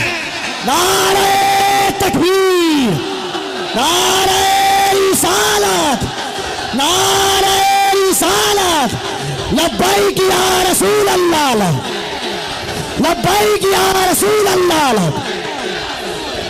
اور نعرہ تکبیر، نعرہ رسالت، مذہب اسلام، عظمت اسلام، شوکت اسلام، رفعت اسلام، پیغمبر اسلام، ناموس اسلام، یہ جوانی برقرار ہے، ان کو بلا کر کے کبھی نیتاؤں کو بھی دکھا دیں، وہ دن کے 12 بجے ووٹوں کا مجمع جمع کر کے فخر کرتے ہیں پبلک ہمارے ساتھ، ان کو ایسا ہی لگتا ہے، اور شراب کے دھت میں جمع ہونے والا مجمع اور ہے، عشق مصطفیٰ میں آنے والا مجمع اور ہے، 500 روپے لے کر کے دن کے اجالے میں آنا اور ہے۔ تمہارا مجمع دن کے 12 میں ہوتا ہوگا، ہمارا مجمع رات کے 12 کے بعد گرم ہوتا ہے۔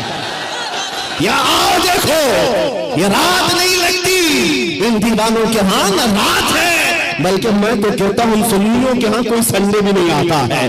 جو رات میرے نبی کے نام ہے وہ رات ہماری عید کی رات ہے، وہ رات ہماری عید کی رات ہے۔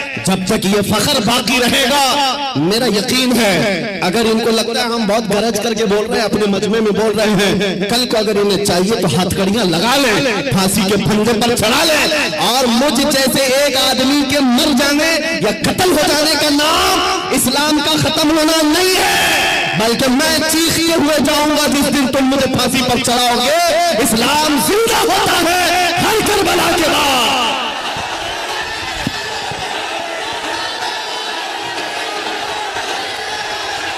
لبیک لبیک یا رسول اللہ لبیک لبیک لبیک یا رسول اللہ لبیک لبیک لبیک یا رسول اللہ لبیک لبیک لبیک یا رسول اللہ لبیک لبیک لبیک یا رسول اللہ نعرہ تکبیر آج حکومت کے نشے میں آ کر اگر کوئی بار بار میرے نبی کی ذات کو استعمال کرتا ہے تو ہمارے جذبات بے قرار ہوتے ہیں لوگوں کو یہ لگتا ہے ڈپارٹمنٹ والے بار بار یہ کہتے ہیں مولانا کیوں اتنا ایگریسو ہو جاتے ہو کیوں اتنی بھڑکاؤ باتیں کرتے ہو میں نے بار بار یہ کہا ہے اعلان کہا ہے جب جب گالی دینے کا شوق ہے میرا نام لے کر گالی دو میری ماں کے نام پر میرے باپ کے نام پر میرے خاندان کے نام پر جتنا کوسنا ہے کوس لو لیکن یاد رکھنا اگر حضور کی طرف انگلی اٹھاؤ گے اگر نبی کی عظمت کی طرف بولو گے ہمارے خون کا آخری قطرہ بھی جسم میں باقی ہے تمہاری گردنوں پر چل کر کے بولیں گے تمہارے سینے پر چل کر بولیں گے اور تم یہ سمجھتے ہو تخت و تاج تمہارے پاس ہے آج فوج و طاقت تمہارے پاس ہے تمہارے ناجائز باپ آج سے 200 سال پہلے انگریزوں کی شکل بھی یہاں موجود تھی انہوں نے ایک عالم ربانی کفایت علی کافی کو پھانسی پر چڑھایا تھا ایک نہیں 30,000 علماء کو پھانسی پر چڑھایا تھا تمہارے ناجائز باپ بھی یہ سمجھتے تھے ہندوستان سے اسلام ختم ہو جائے گا ارے ان کا چورا بھی یہاں باقی نہیں رہا سب ختم ہو کر چلے گئے تم بھی اپنے انجام کا انتظار کرو کچھ دیر کی خاموشی ہے پھر شور آئے گا آج کتوں کا وقت ہے کل ہمارا دور آئے گا لبیک یا رسول اللہ لبیک لبیک لبیک یا رسول اللہ لبیک لبیک لبیک یا رسول اللہ لبیک لبیک لبیک یا رسول اللہ لبیک لبیک لبیک یا رسول اللہ لبیک لبیک لبیک یا رسول اللہ نعرہ رسالت لوگ اگر یہ پوچھتے ہیں آپ کی جذباتی تقریروں سے ہوتا کیا ہے میں صرف اتنا ہی کہتا ہوں کیا ہوتا ہے پتہ نہیں لیکن میرا یقین یہ کہتا ہے میں جذبات میں لاؤں گا کوئی بچہ بزدلی سے نہیں مرے گا انشاءاللہ کوئی نوجوان تمہاری جوتیاں چاٹ کر کے نہیں مرے گا تمہارے ہاتھوں میں پھنس بھی جائے گا نبی نبی کہہ کے دنیا سے جائے گا ہم اپنے جذبات کو زندہ رکھتے ہیں اس لیے کہ جذبات نہیں ہے تو وہ نامرد آدمی ہے اگر جذبات حضور کے لیے زندہ ہے اسی کو میں مرد سمجھتا ہوں اسی کو انسان سمجھتا ہوں اور جو بے غیرتی کی بات کرتے ہیں ارے مصلحت کا بھی خیال کرو حکمت کا بھی خیال کرو حالات کا بھی خیال کرو یہ حالات تمہیں مبارک مجھے میرے نبی کی عزت مبارک اگر ان حالات میں نبی کی عزت محفوظ نہیں ہے تو ہم آزادی سے گھوم کر کون سے مزے اٹھا سکیں گے یہ صحابہ کی بات تو سنو جب جنگ احد میں یہ بات مشہور ہو گئی حضور کا قتل ہو گیا صحابہ نے تلواریں چھوڑ دی ہاتھوں سے تلواریں چھوٹ گئی اس وجہ سے کتنے کافروں نے صحابہ کا قتل کر دیا قتل ہو گئے 70 صحابہ کیوں جب یہ خبر پھیلی تھی نا کہ حضور کا انتقال ہو گیا صحابہ بے اختیار کہنے لگے اللہ کے نبی اگر نہیں ہے تو پھر زندگی کہتے کسے حضور آپ نہیں ہے تو زندگی کیا ہے اس لیے اے سنیو آج ہمارا جذبہ یہی ہونا چاہیے اگر حضور کا نام سلامت نہیں تو پھر ہماری زندگی کس کام ہم کس خاک کے لیے جیتے ہیں آج کے بعد تکلیفوں سے اور مصیبتوں سے گھبرانا نہیں تم اپنے دین پر عمل پیرا رہو غیر قانونی کاموں کی بات میں نہیں کرتا چاقو چھری تلوار بندوق کی بھی بات نہیں کرتا میں تو بات صرف اتنی کہتا ہوں حضور کا عشق اتنا بھر لو کہ تمہارے چلنے پھرنے سے بھی کیڑے فنا ہو جائے تمہارے کسی ہتھیار کی ضرورت نہیں تم حضور کے عاشق بن کر گلیوں سے گھومو کتے یوں ہی مر جائیں ہاں پاگل ہو کر مر جائیں صرف تمہاری خوشبوؤں سے مر جائیں بات اتنی ہے اور میں آج آخری بات یہ کہتا ہوں، صحابہ کا مسلک یہی تھا، انہوں نے کوڑے بھی کھائے، تلواریں بھی کھائیں، زخم بھی کھائے۔ ایک صحابی سعد ابن ربیع جن کے 12 نیزے لگے تھے، پیٹ پھٹ گیا تھا جنگ احد میں، پھر بھی کہہ رہے تھے جو آئے ہوئے صحابہ، جاؤ نبی کو میرا سلام کہہ دینا، میں نے ان کی حفاظت کا حق ادا نہیں کیا، پیٹ پھٹ گیا، تب بھی یہ کہتے تھے ہم آج نرم نرم کھانے کھا کر، گرم گرم بستروں پر سو کر، صرف یہاں بیٹھ کر نعرے لگا کر سمجھتے حضور کی عزت کی ہم حفاظت کرتے ہیں۔ میرے عزیزو، بدلنا ہے ہمیں زندگی، بدلنا ہے ہمیں زندگی۔ کب تک یہ گانے سن سن کر کے نفاق دل میں پیدا کرتے رہو گے، بالی ووڈ اور ہالی ووڈ کے نغموں پر ناچتے رہو گے؟ تم زندگی بدل ڈالو۔ آج دنیا میں آپ کو بتاؤں، حضرت فخر الدین رازی بہت بڑے حکیم ہیں، کہتے ہیں ایک میں نے حکیمی میں، ڈاکٹری میں ایک چیز دیکھی ہے، محمد عربی صلی اللہ علیہ وسلم کی محبت میں اگر کوئی 90 سال کا بھی ہو جائے تو اس کا دماغ پاگل نہیں ہو سکتا، پاگل کبھی نہیں ہوتا، حضور کا عاشق پاگل نہیں ہوتا، اور اگر پاگل ہوتا ہے تو صرف ان کے لیے ہوتا ہے، اور دیوانہ ہوتا ہے صرف ان کے لیے ہوتا ہے، باقی کسی کے لیے نہیں ہوتا۔ آج میں یہی چاہتا ہوں کہ دنیا تمہیں پاگل کہے، مجنون کہے، داڑھی والا کہے، ٹوپی والا کہے، چھوڑ دو ان کی باتوں کا، کچھ بھی ریئیکٹ کرنا، تمہیں اندر سے فخر ہونا چاہیے، فخر ہونا چاہیے، اس لیے کہ تم ان کتوں کے لیے نہیں جیتے، قبر میں آمینہ کے لال تشریف لانے والے، حشر میں میرے آقا تشریف لانے والے، ان کے سامنے مجھے کھڑا ہونا ہے، کہیں حضور یہ نہ کہہ دیں کہ دنیا والوں کے لیے تو نے میری اخلاق کو بدل لیا، ان کو راضی کرنے کے لیے تو میری سنتیں چھوڑ دیا۔ نہیں، قبر میں جب جائیں تمہارا چہرہ دیکھیں تو میرے نبی سے قدموں کو چوم کر کہنا، آقا دنیا 1000 تانے دیتی تھی مگر میں آپ کے لباس کو پسند کرتا تھا، میں آپ کے چہرے کو پسند کرتا تھا، آپ کے قدموں میں آنا چاہتا تھا۔ بس آج میرا مسلک آپ کو بتا دوں، آپ سب اسی بات پر گامزن ہو جائیں۔ میرا مسلک کا مطلب صحابہ کا، اولیاء کا، تابعین کا، اعلیٰ حضرت کا یہی ہے، ہر مصیبت ہر ستم گوارا ہے، ہر مصیبت ہر ستم گوارا ہے، یا رسول اللہ ایک بار تم کہہ دو تو ہمارا ہے۔ آج کے بعد ہم اسی مشن پر جیتے ہیں، دنیا کے ہاتھ پھیلانا چھوڑ دو، دنیا کے لیے جینا چھوڑ دو۔ زندگی یہ نہیں کسی کے لیے، زندگی ہے نبی کی، نبی کے لیے، نہ سمجھ مرتے ہیں زندگی کے لیے، جینا مرنا ہے سب کچھ نبی کے لیے۔ اور اس عقیدے کے ساتھ آج محفل ختم کرتا ہوں۔ کون دیتا ہے؟ دینے کو منہ چاہیے، دینے والا ہے سچا، دینے والا ہے سچا، دینے والا ہے سچا۔ آقا آپ کے دربار میں، آپ کے شہر، آپ کے مبارک مہینے کا پہلا چاند آیا ہے پٹنہ کی سرزمین سے۔ عاشقان مصطفیٰ مدینے کی طرف لو لگا کر پکارتے ہیں، ابھی وہ منی فدا کا یا رسول اللہ، میں مجرم ہوں آقا، مجھے ساتھ لے لو کہ رستے میں ہیں جا بجا تھانے والے، چمک مجھ سے پاتے ہیں سب پانے والے، میرا دل بھی چمکا دے چمکانے والے، لبیک یا رسول اللہ۔ اللهم صل على سيدنا محمد معدن الجود والكرم وآله وأصحابه الكرام وابنه الكريم وبارك وسلم صلاة دائمة سرمدا أبدا۔ میرے عزیزوں، ہمیں پتہ ہے تھوڑی ہی دیر کی بات ہے، یہ ڈنڈے والے، خاموش بٹھانے والے آپ صبح تک بھی بٹھاتے رہیں کوئی خاموش نہیں ہوگا۔ وجہ یہ ہے، اس قوم کی خاصیت ہے کہ اگر یہ ایک بار کھڑی ہو گئی تو دنیا اسے بٹھا نہیں سکتی، اور ایک بار اگر یہ ہوش میں آ گئی تو اچھے اچھوں کے ہوش اڑا سکتی ہے۔ بس ہو گیا، ان کی دوا مل گئی۔ باقی جتنے بھی ڈنڈے ہوں، خاموش کرانے والی آوازیں ہوں، اس قوم کو ڈنڈوں سے کیا ڈر جو 1400 سال سے کربلا سنتی آ رہی ہو۔ اللہ تبارک و تعالیٰ جذبے جوان رکھے، جوانوں کے بھی اور بوڑھوں کے بھی۔ میرے عزیزوں، آپ تمامی حضرات جتنی دیر سے یہاں پر بیٹھے ہوئے ہیں، قاری مسلم صاحب سے میں بارہا کہہ رہا تھا کہ مجھے 12 بجے سے پہلے لے چلو، لیکن وہ اپنے وقت پر ہی لائے۔ بہار اور بنگال کا موسم تو ہمیں سمجھ میں نہیں آتا کہ یہاں 12 کب بجتے ہیں، 2 کب بجتے ہیں، 4 کب بجتے ہیں، اس لیے کہ مجمع میں اندر آنے کے بعد پتہ چلتا ہے یہ ہر وقت کا شباب ہے۔ اور پھر دل میں یہ احساس بھی ہوتا ہے ٹکڑوں پہ پلنے والے حکومت کے پیسوں کے کوئی نیتا رات کے 12 بجے 4 لوگوں کو جمع کر کے دکھائے۔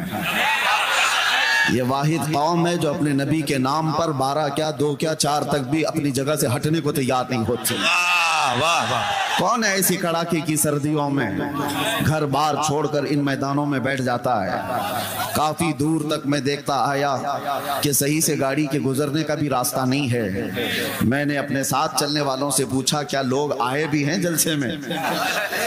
کس انداز سے کس راستے سے لے کے جایا جا رہا ہے؟ انہوں نے کہا تھا آپ اندر آ کر کے دیکھیں۔ بعد میں پتا چلا ہے لوگ ہی نہیں آئے، پوری دنیا یہاں موجود ہے۔ سبحان اللہ۔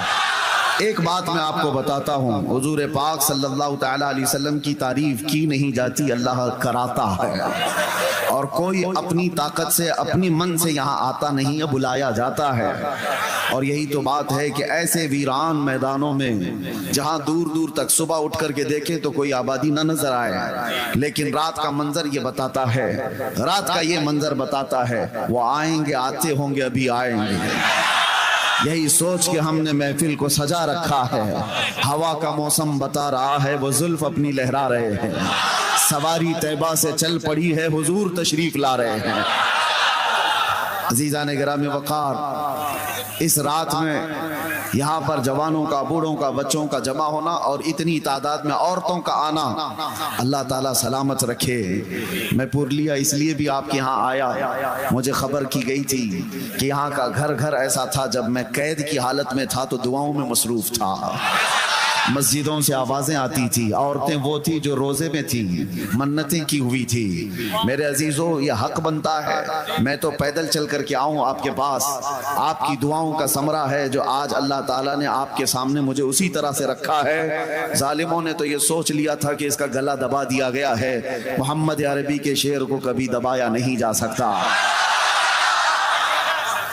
عزیزان گرامی وقار، حالات آئیں گے اور اس طرح کی اور بھی باتیں آتی جائیں گی۔ اور آپ کیا سمجھتے ہیں دین محمدی صلی اللہ تعالیٰ علیہ وسلم کا یہ جذبہ دینے کے لیے میں ممبئی سے چل کر بنگال کی سرزمین پر آیا ہوں، تو کیا یہ پورے راستے پر صرف تنہا میری ایک ہی آواز ہے؟ نہیں، یہ آواز اگر دبا دی گئی، ختم کر دی گئی تو کوئی فکر کی بات نہیں، کوئی فکر کی بات نہیں۔ ہم تو یہ سنتے آ رہے ہیں اسلام زندہ ہوتا ہے ہر کربلا کے بعد۔ ہم جائیں گے، ہماری جگہ اور 10 کھڑے ہو جائیں گے، تم ایک چراغ بجھاؤ گے، رب تعالیٰ 70 چراغ اور روشن فرمائے گا۔ آپ کے گھر سے سلمان پیدا ہوگا، ہر گھر سے، ہر علاقے سے کوئی خادم حسین پیدا ہوگا۔ یہ دین کا نظام ہے، دین کا نظام ہے۔ اور جو عزتیں ملتی ہیں وہ حضور پاک صلی اللہ تعالیٰ علیہ وسلم کے ناموس کی خاطر ملتی ہیں۔ خیر، میں قرآن عظیم کی آیتیں آپ کے سامنے تلاوت کیا۔ رب تبارک و تعالیٰ فرماتا ہے قد افلح المؤمنون، ایمان والے ہی کامیاب۔ مومنوں کے متعلق فرمایا گیا ایمان والے کامیاب ہو چکے۔ قرآن میں یہ نہیں کہا گیا کہ کامیاب ہوں گے۔ یہ جو آیت میں نے پڑھی ہے قد افلح المؤمنون، کامیاب ہو چکے، ایمان والے کامیاب ہو چکے۔ بس اتنے ہی جملے پر اگر آپ توجہ دے دیں تو دنیا جس طرف تمہیں کامیابی کا نعرہ دے کر بلا رہی ہے اس طرف تمہاری نگاہیں بھی نہیں اٹھیں گی۔ رب تمہارا فرما رہا ہے ایمان والے کامیاب ہیں، اور تمہیں فخر ہونا چاہیے۔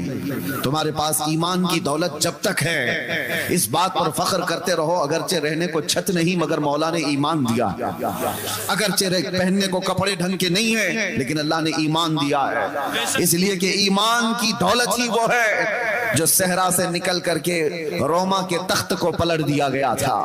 آپ کو پتا ہے وہ 313 نہتے صحابہ جن کے پیروں میں چپل نہیں، پیبند لگے کپڑے ہیں، ایک کھجور کی گٹلی پر 10 لوگ فاقہ کر لیتے تھے، لیکن جب وہ نکلتے تھے تو کیسر و کسرا بھی کانپتے تھے۔ وہ ایمان کی دولت تھی جو حکومتیں سرنگو ہوتے چلی گئی ان کے سامنے۔ آج بھی ڈر ہے تو تمہاری ٹوپیوں سے نہیں، قوم کو ڈر ہے تو وہ داڑھیوں سے نہیں، نہیں، صرف اور صرف تمہاری شکلوں سے نہیں، جس دنیا کو ڈر ہے وہ تمہارے اندر موجود ایمان کی دولت سے۔ آپ کو پتا ہے، ویسے میں آپ کو بتاؤں، چہرے دکھنے والے سفید لباس کے اونچے پاجامے اور لمبے کرتے بہت ساری تعداد میں دکھتے ہیں، لیکن ان سے کسی کو خوف ہی نہیں ہے، ڈر ہی نہیں ہے۔ اسرائیل جیسا ملک بھی کہتا ہے اس جماعت سے ہم کو کوئی ضرر نہیں، یہ چلے میں جائے، چھٹی میں جائے، کہیں پر بھی جائے، لوٹے لے کر جائے، کہیں پر بھی جائے، یہ اس جماعت سے ان کو کوئی ڈر نہیں، بے ضرر جماعت ہے۔ پتہ یہ چلا کہ ڈر کس سے ہے پھر؟ ڈر اگر ویل چیئر پر بیٹھا ہوا ایک خادم حسین لبیک کہتا ہے، یورپ کو ڈر ہے، امریکہ کو ڈر ہے، یہاں آپ کو ایک بات بتا رہا ہوں، یورپ کی دھرتی ہلتی ہے، پیروں سے معذور ویل چیئر پر بیٹھ کر کے بھی اگر کوئی لبیک یا رسول اللہ کہتا ہے تو ڈر اس بات کا ہے کہ ایمان ہے اس کے سینے میں، اور یہ ایمان ایسا ہے کہ میں نے شروع میں ہی یہ جملہ کہا ہے کہ ایک بار اگر یہ قوم کھڑی ہو گئی تو اسے بٹھانا مشکل ہو جاتا، ایک بار اگر یہ ہوش میں آ گئی تو اچھے اچھوں کے ہوش اڑا دیتی ہے۔ اسی لیے دنیا نے تم پر کروڑوں ڈالر خرچہ کیے کہ ان کو نشہ میں مدہوش رکھو۔ ہر مسلمان محلہ نشہ سے جوجھ رہا ہے، ہر علاقہ جہاں پر ہم جا کر دیکھتے ہیں سب سے بڑی شکایت لوگوں کی ہے ہمارے بچے نشہ میں ایڈکٹ ہو چکے، چرس، گانجا، افیون، کوکین، ہیروئن، پتہ نہیں کیا کیا آ گئی ہمارے محلوں میں۔ دنیا دیدہ و دانستہ تمہارے محلوں تک یہ پہنچائی ہے۔ تم کیا سمجھتے ہو کہ صرف مسلمان دل دادا ہو گئے؟ ارے بڑی بڑی طاقتیں پیچھے لگی ہوئی ہیں، اس کے سزائیں 20-20 سال کی یہاں رکھی گئی ہیں، اس کے باوجود پورا کا پورا علاقہ کیسے ڈوب جاتا ہے نشہ میں۔ آپ کو پتا ہے اس کے پیچھے بڑی طاقتیں محنت کرتی ہیں کہ نشہ بیچنے والا ان کا ہو، لینے والا ان کا ہو، کرنے والا بھی ان کا ہو، تباہ گھر ان کے ہوں۔ وجہ یہ ہے کہ یہ جب جب ہوش میں آئیں گے، جب جب ہوش میں آئیں گے، تاریخ بتاتی ہے کہ ایک بار ہوش میں آ گیا تو صلاح الدین نکل جاتا ہے، ہوش میں آیا تو شہاب الدین نکل جاتا ہے، ہوش میں آیا تو اورنگزیب آ جاتا ہے۔ دنیا کو پتا ہے، اسی لیے اسے مدہوش رکھو، اسے نشہ میں رکھو، اسے آوارگی میں رکھو۔ آوارگی کرنے کے لیے تمہیں اتنے سامان مہیا کر دیے جائیں گے، اتنے سامان اتنی آسانی سے۔ کیوں بھائی؟ تمہارے ہاتھ میں انٹرنیٹ دھڑا دھڑ مفت دیا جاتا ہے، کیوں؟ تمہیں ایڈکٹ بنانے کے لیے ہی تو، کہ رات کے 2 بج رہے ہوں کہ 4 بج رہے ہوں، ہمارا بچہ پب جی کھیلتا رہ جائے، اس کی ماں پکارتی رہ جائے، وہ گیم میں مصروف رہے، اس کے دن کے 18 گھنٹے فیس بک اور انسٹا سرچ کرنے میں لگ جائیں، باقی یہ کچھ نہ کر سکے۔ آپ کیا سمجھتے ہیں چرس گانجا ہی یہ نشہ نہیں ہے؟ انٹرنیٹ بھی اپنے آپ میں ایک بہت بڑا نشہ ہے۔ جب یہ کسی سے نکال لیا جائے تو اس کے ہاتھ پیر کانپنے لگتے ہیں۔ تمہیں نشے میں مدہوش رکھا جاتا ہے، اس لیے کہ دنیا جانتی ہے اس کو نشہ میں رکھو۔ پورے عربوں کو بھی انہوں نے نشہ میں رکھا، پورے عرب کو۔ لیکن میرے عزیزوں، مجھے فخر ہے اس بات کا کہ نشہ میں آدمی جتنا بھی آ جائے، نشہ میں جتنا بھی آ جائے، اگر آدمی بے ہوش ہوتا ہے نا، اس کو چونٹی کاٹو، اس کو کینچی مارو، اس کو بلیڈ مارو تو اس کے ہاتھ پیر نہیں ہلتے، پورا اگر سن ہو گیا، بے ہوش ہو گیا۔ لیکن اگر ہوش میں ہے تو تھوڑی سی چونٹی کاٹو تو پھڑک اٹھتا ہے اور تڑپنے لگ جاتا ہے، اس کو تھوڑی سی سوئی چبا دو اچھل جائے گا۔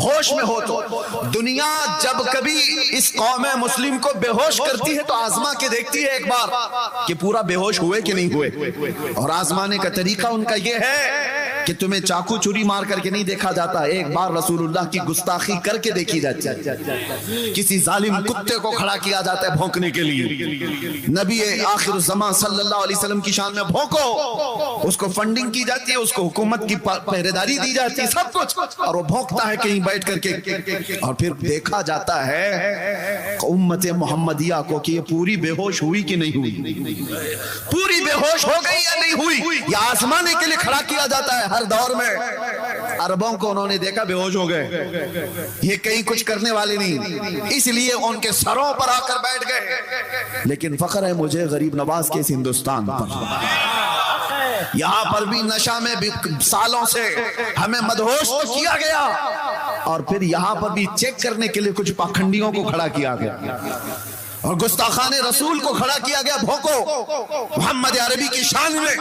لیکن قسم خدا کی میں نے دیکھا ہندوستان کے مشرق سے مغرب، شمال سے جنوب تک کوئی خطہ ایسا نہیں جو حضور کی گستاخی پر سویا ہوا ہو. ہر محلے کا بچہ کھڑا ہوا اور ان کتوں کو بتایا آج بھی غیرت موجود ہے. اپنا سب کچھ گنبد خضرا کل بھی تھا اور میرے نبی سے میرا رشتہ کل بھی تھا. اور دنیا کو کیسے پتا چلا کہ یہ ہوش میں ہے؟ یہی رات کے 3 بجے کا مجمع جب کہتا ہے لبیک یا رسول اللہ.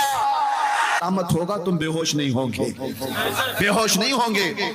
اور اسی ایمان کی بات میں کر رہا ہوں، چاہے جتنے بھی تمہارے اندر خرابیاں لا کر ڈال دی جائیں، لیکن عشق مصطفیٰ موجود ہو تو یہ برائیاں تمہیں بے ہوش نہیں کریں گی. ہاں اسی لیے میں ایک جملہ کہتا ہوں، ہمارا بچہ آج گنہگار تو ہو جاتا ہے لیکن میرے مصطفیٰ کا غدار نہیں ہوتا.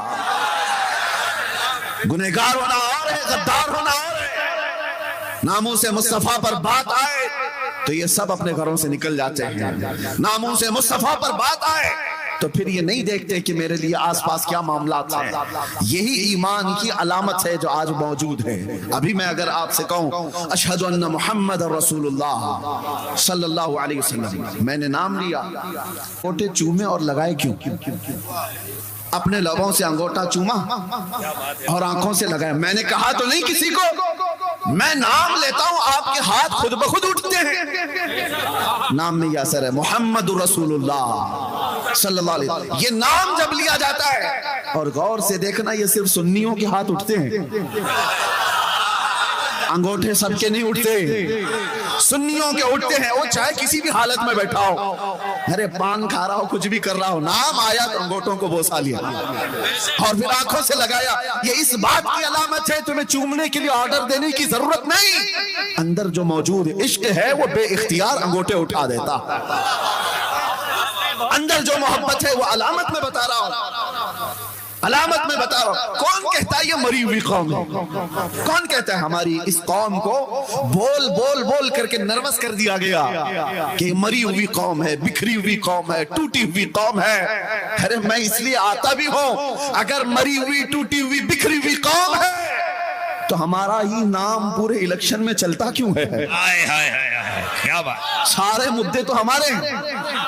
اور دجالی میڈیا کو ہمارے بغیر تو دکان بھی نہیں چل سکتی، ہمارے نام کے بغیر تو دکان بھی نہیں چلتی. 24 گھنٹے میں آپ دیکھو کسی کو بھی کھولو، ارے وہاں داڑھی تو دکھی جائے گی، ٹاپک تو کوئی ٹوپی دکھی جائے، کسی کا برقع دکھ جائے، کبھی مسجد کے مینار و منبر قرآن کی آیتیں، کل ملا کر کے گرم کرنے کے لیے. بلکہ حد تو یہ ہے کسی چلتے پھرتے نیتا کو جو کوئی پوچھتا ہی نہیں، فیم لینا ہے، مشہور ہونا ہے تو اسے ہمارے خلاف بھونکنا پڑتا ہے، ہمیں گالیاں دینی پڑتی ہیں.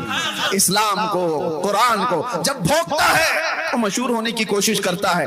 میں سوچتا ہوں ارے تیرے پاس کچھ تھا نہیں جو بول کے مشہور ہوتا، تجھے مشہور ہونے کے لیے بھی میرے دین کا سہارا لینا پڑتا ہے. حضور کی ذات پر بھوکتا ہے اور ولن بننے کی کوشش کرتا ہے. لیکن ایک بات میں آپ کو بتا دوں، اس فیم میں اور اس فیم میں بڑا فرق ہے. گالی دے کر مشہور ہونے والا اور تعریف کر کے مشہور ہونے والا، دونوں میں بڑا فرق ہے. گالی دینے والا ایک بار دے گا، زندگی بھر چھپ چھپ کر کے گھومنا پڑے گا، اور تعریف کرنے والا کہیں چھپ کے بیٹھتا ہی نہیں بلکہ اس کی تاریخ تاریخ تاریخ تاریخ. ہم نے دیکھا ہے تعریف کرو مصطفیٰ کی اور اس کے بعد چھپنے کا موقع ہی نہیں ملتا. ہم دیکھتے ہیں نہ ہماری رات ہے اور ہمارا دن بچا ہے، سب دے دیا اور جہاں گئے ہزاروں کے مجمع میں تنہا گئے. وجہ کیا ہے؟ فرق ہے، یہی فرق ہے. آج سے میں کہتا ہوں جو ایمان کی دولت تمہارے پاس باقی ہے اس کو میں بتانا چاہتا ہوں. مرے نہیں ہو، اب مرے نہیں ہو، باقی ہو تبھی تو ذکر چل رہا ہے. ہمارا وجود ہے تبھی تو ہم گنائے جا رہے ہیں. اور وہ بھی چھوٹے موٹے لوگ تھوڑی نا ہم کو گن رہے ہیں، بڑے بڑے لوگ گن رہے ہیں، بڑے بڑے لوگ ان کو شمار کرتے ہیں. میں کبھی کبھار سوچتا ہوں کہ بہت چھوٹے چھوٹے سے بچے بنگال کے آئے ہوں تو جگہ جگہ ان کے ساتھ مار پیٹ، ان کو بھگانے کی کوششیں کئی علاقوں میں دکھتی. وجہ یہ ہے کہ بہاری ہونا یا بنگالی ہونا مسئلہ نہیں ہے، مسئلہ اس کا مسلمان ہونا. لوگوں کو یہ تکلیف کہ یہ مسلمان ہے اس کو رہنے نہ دیا جائے. یہ سارے معاملات تمہیں جگانے کے لیے ہیں. دنیا یہ بتا رہی ہے کہ آج بھی ہم تم کو شیر ہی سمجھتے ہیں. ڈر کس سے لگتا ہے؟ ڈر کس سے لگتا ہے؟ ہاں کتوں کو ہمیشہ شیر سے ڈر لگتا ہے. بتایا یہ جاتا ہے آج بھی ہم ڈرو مت، ہماری تقریر میں گھوم پھر کے کتا آ ہی جاتا ہے. نعرے تکبیر، نعرے رسالت، مسلک اعلی حضرت، شیر ہندوستان. میرے عزیزوں، آپ کو جو ڈرا رہا ہے یہ کہہ کر کے بکھری ہوئی ٹوٹی ہوئی قوم ہے، ان کی طرف توجہ مت کرو. آپ کے پاس جو چیز ہے اسے اچھی طرح سے معلوم ہے، اسے اچھی طرح معلوم ہے.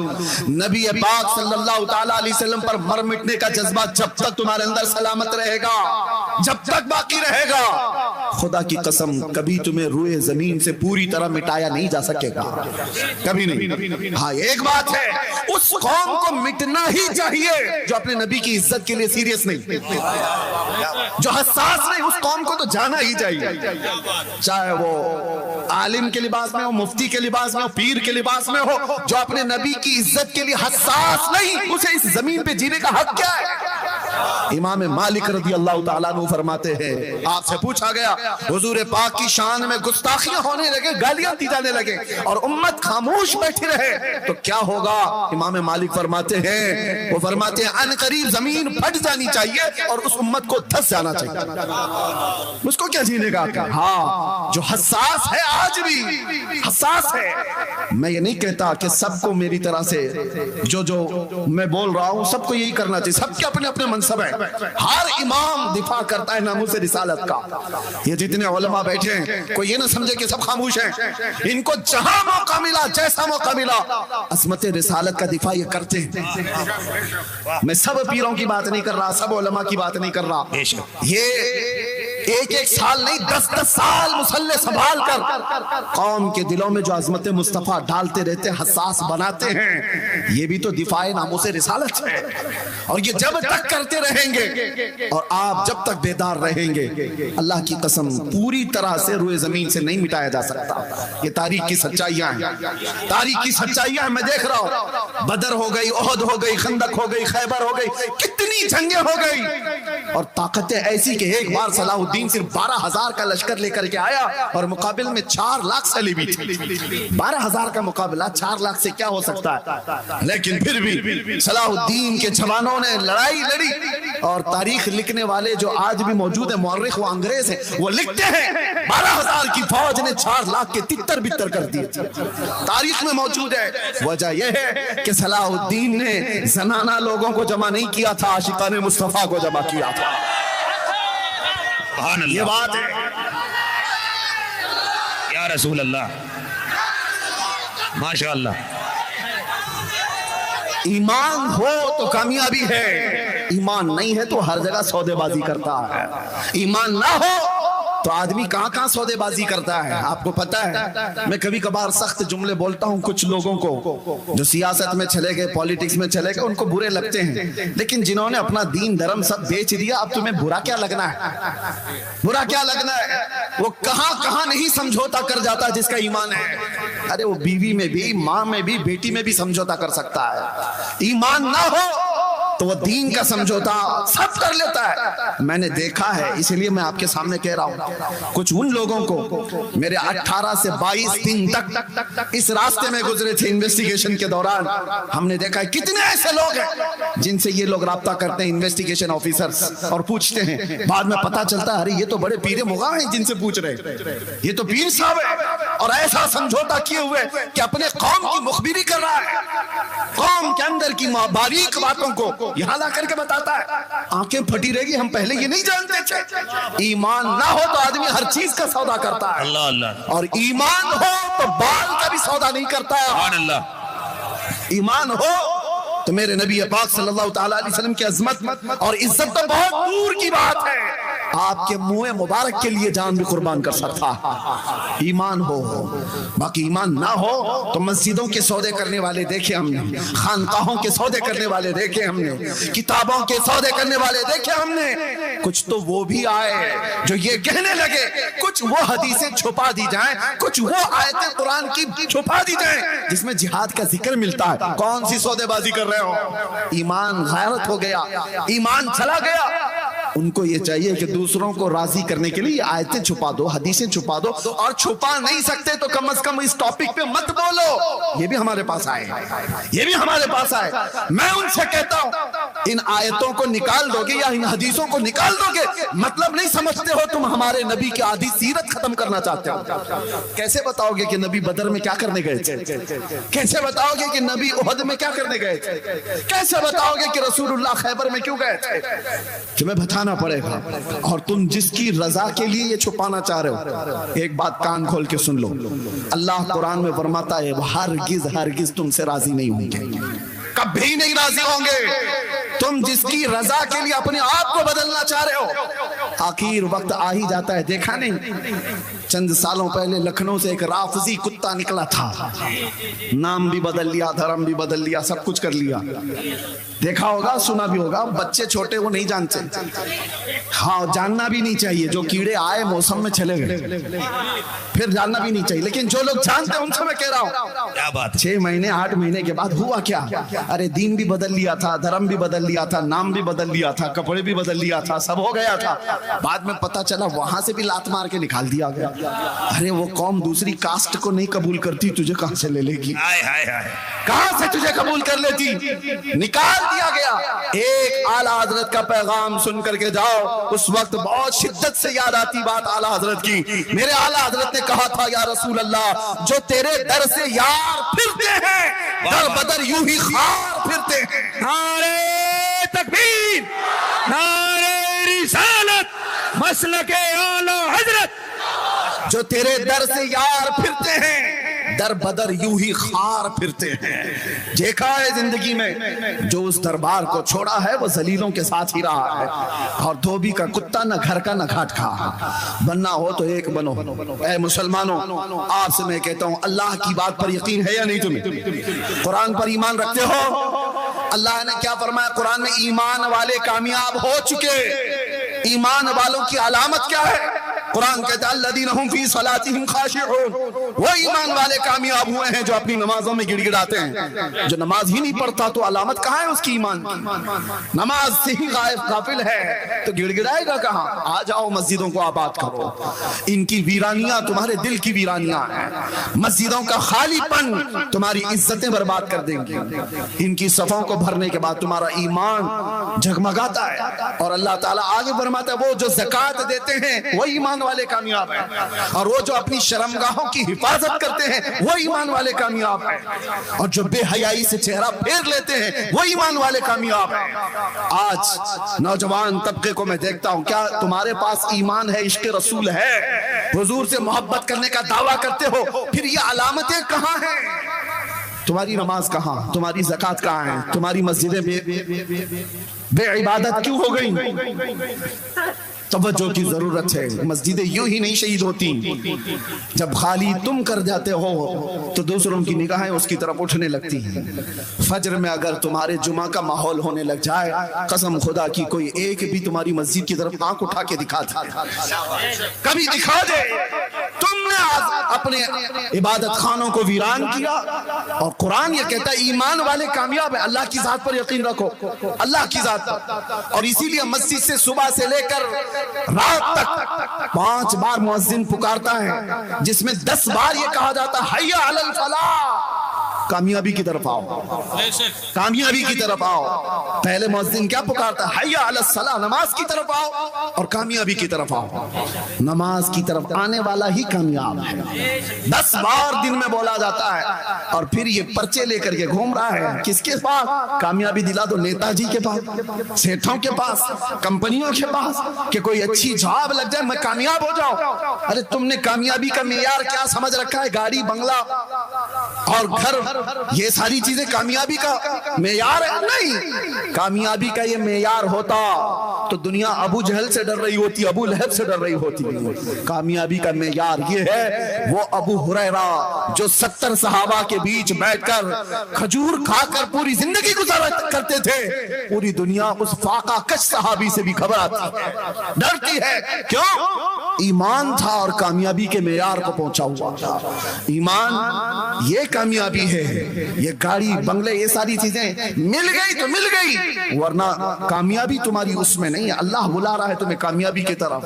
اب میں جملے سمیٹتے ہوئے آخر میں اتنی نصیحت ضرور کروں گا۔ یہ دور وہ ہے جس کو اعلیٰ حضرت نے ہمیں یوں کہہ کر کے نصیحت کی تھی، سنا جنگل رات اندھیری، چھائی بدلی کالی ہے، سونے والوں جھاگتے رہیو چوروں کی رکھوالی ہے، آنکھ سے کاجل صاف چرا لے یا وہ چور بلا کے ہیں، تیری گٹھری تاکی ہے اور تو نے نیند نکالی ہے۔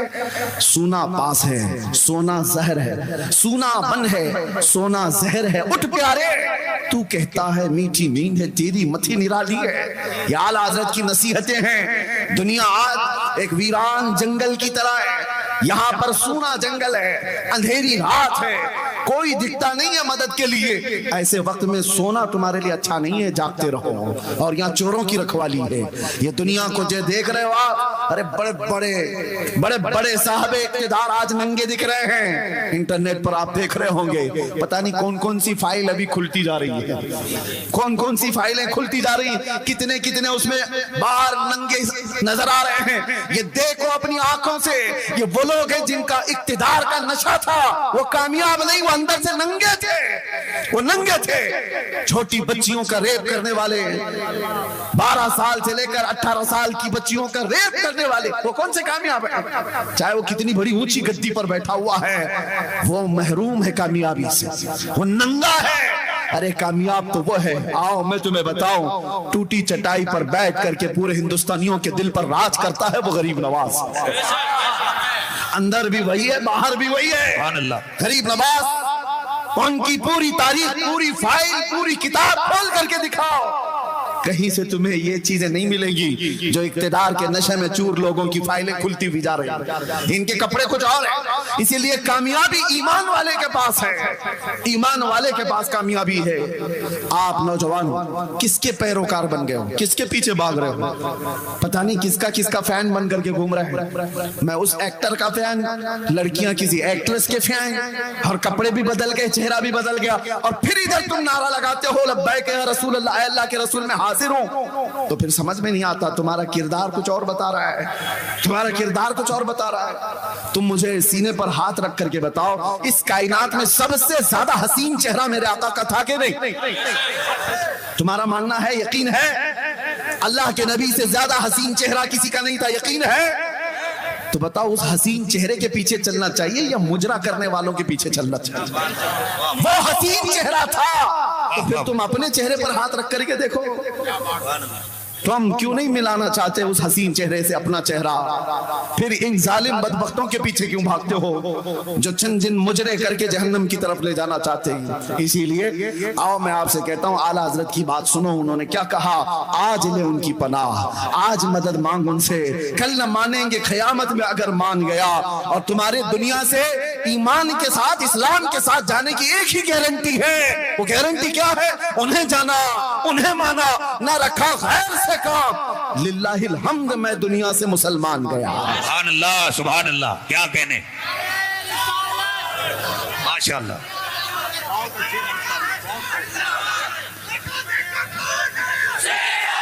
ہائے ہائے ہائے ہائے۔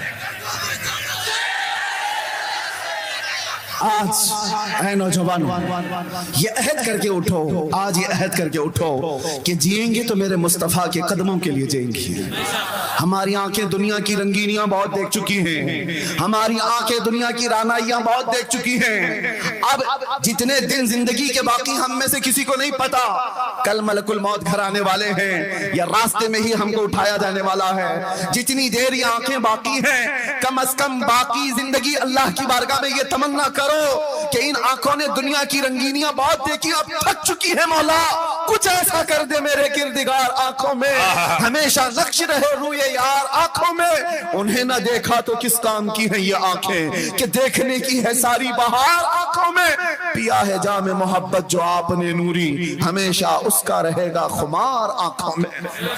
ان آنکھوں کو ایک طلب دے دو، ایک طلب دے دو، اب جیوں گا اور جب تک باقی ہیں آنکھیں اس لیے رکھوں گا کہ کوئی رات ایسی آ جائے کہ میرے آقا کا دیدار ہو جائے۔ یہ تمنا رکھو گے کہ نہیں رکھو گے؟ یہ تڑپ رکھو گے کہ نہیں؟ پھر آپ اپنے اسکرین پر اوریاں تصویریں دیکھنا بند کرنا، یہ سوچ کر کے کہ میری آنکھیں ان ننگی تصویروں کے لیے نہیں، آمنہ کے لال کو دیکھنے کے لیے مجھے اپنی آنکھیں بچا رکھنی ہے۔ بے حیا عورتوں کے لیے یہ میری آنکھیں نہیں ہے، دنیا کا رنگ روغن دیکھنے کے لیے نہیں ہے، میں نے آنکھیں اب سنبھالی ہیں میرے مصطفیٰ کے لیے، میرے آقا کو دیکھنے کے لیے۔ تم کیا سمجھتے ہو ہم نہیں دیکھ سکتے؟ ایسا کبھی نہیں ہو سکتا۔ آپ کو میں بتاؤں، حضور کی زیارت کرنے کے لیے کہیں پر بھی فقہائے کرام نے نہیں بتایا بڑا پرہیزگار ہوگا تو ہی زیارت ہوگی، بڑا متقی ہوگا تو ہی زیارت ہوگی، نمازی ہوگا تو ہی زیارت ہوگی، ایسا کہیں نہیں فرمایا گیا۔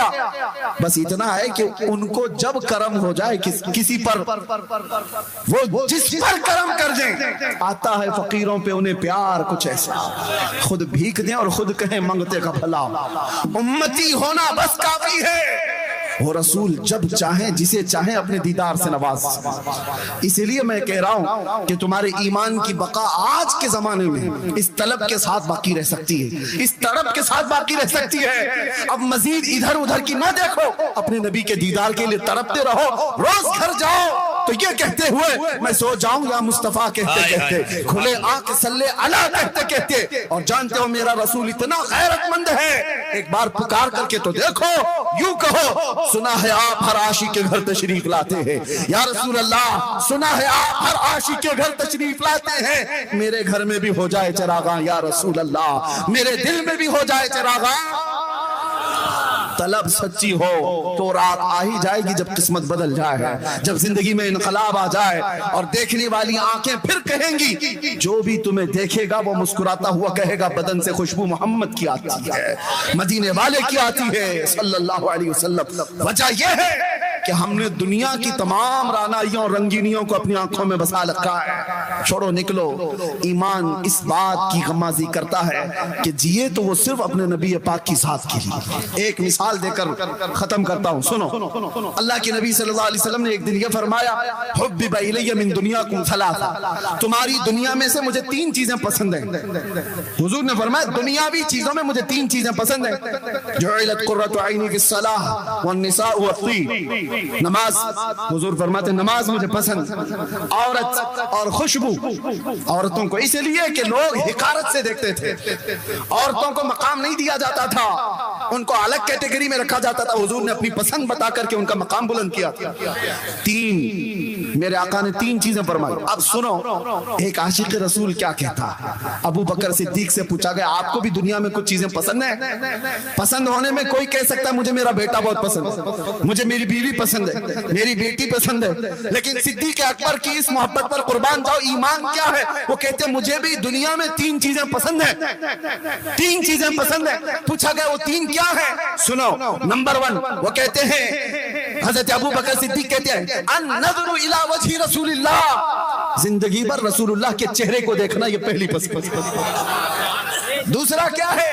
پوچھا گیا چلو ایک بات تو سمجھ میں آئی، حضور کو دیکھنا آپ کی پہلی پسند۔ دوسرا کیا؟ وہ کہتے ہیں وَإِنفَاقُ مَالِي عَلَى رَسُولِ اللَّهِ، دوسری پسند یہ ہے کہ میرا پورا مال صرف رسول اللہ کے لیے خرچہ ہو۔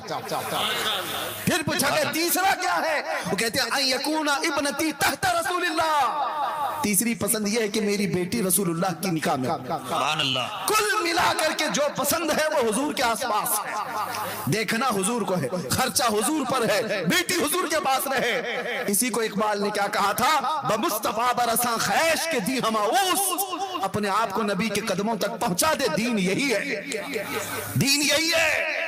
گربہ اون رسیدی تمام بولہبی، اگر اپنے آپ کو وہاں تک نہیں پہنچا سکا تو زندگی ابو لہب کی طرح ہے۔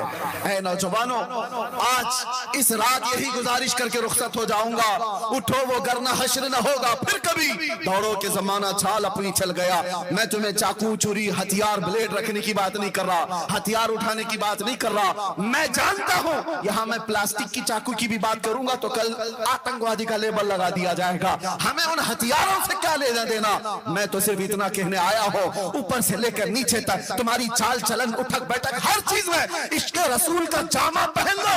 جس طرف سے گزرو گے ہتھیار کی ضرورت نہیں، تمہاری خوشبوؤں سے ہزاروں کیڑوں کی وہی موت ہو جائے، تمہاری چلن پھرت سے یوں ہی کیڑوں کی موت ہو جائے۔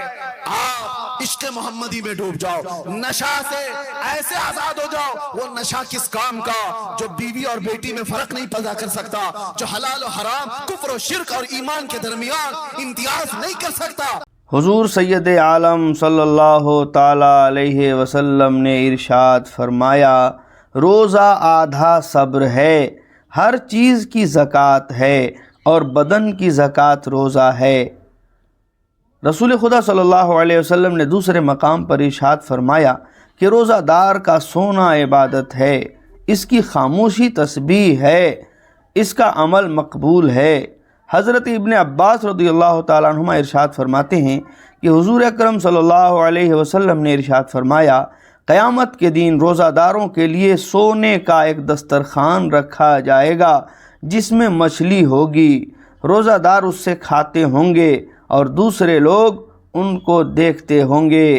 تو دوستو، آپ حضرات اہل سنت کا بے باک نقیب اور شاندار خطیب حضرت علامہ مفتی سلمان اظہری صاحب قبلہ کا بہت ہی شاندار ایمان افروز خطاب سماعت کر رہے ہیں۔ اگر ویڈیو اچھی لگے تو لائک اور شیئر کر کے کمنٹ میں لبیک یا رسول اللہ ضرور لکھیں۔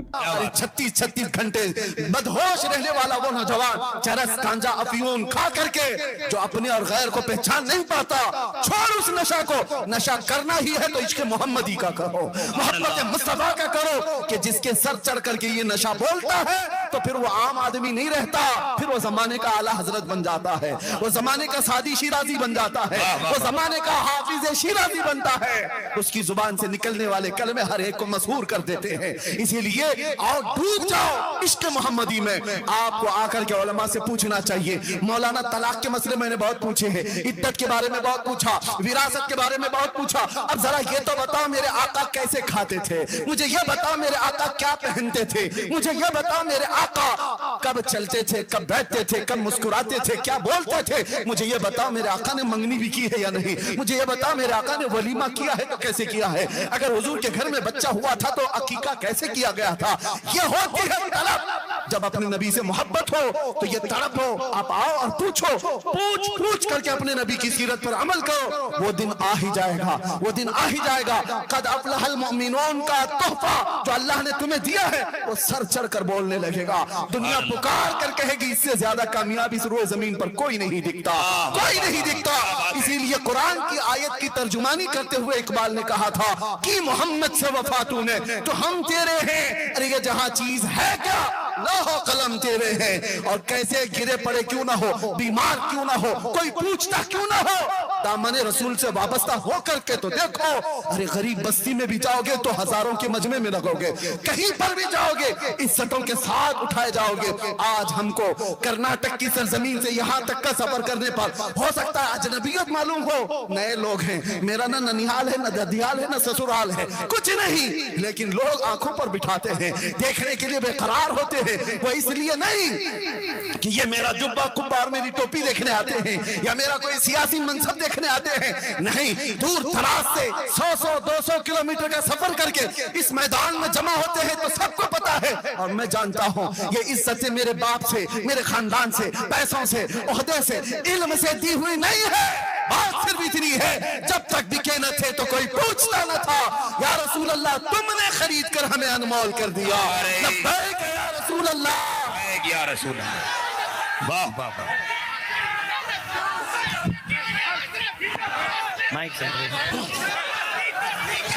سلام کے لیے کھڑے ہو جائیں۔ سلام مصطفیٰ جان رحمت پہ لاکھوں سلام، شمع بس میں ہدایت پہ لاکھوں سلام درد دیا لے سے ہوتا ہے کم اس لیے نام آقا کا لیتے ہیں ہم جھوم کر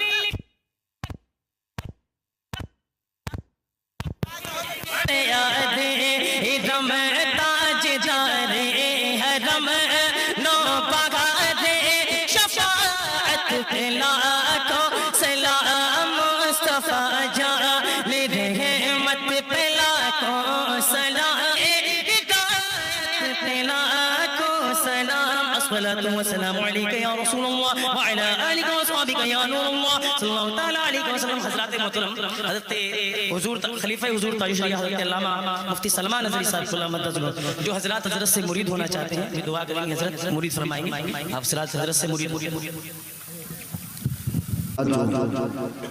حلقہ ارادت میں داخل ہونا چاہتے ہیں، مرید ہونا چاہتے ہیں، ان کے لیے ایک ہی بات ہے، ہم صرف ناموس رسالت پر مرید کرتے ہیں.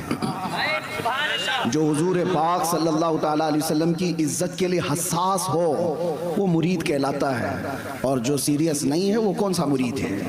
وہ چاہے کسی کا دامن پکڑ لے، ہاتھ میں ہاتھ دے دے، وہ مرید نہیں ہے.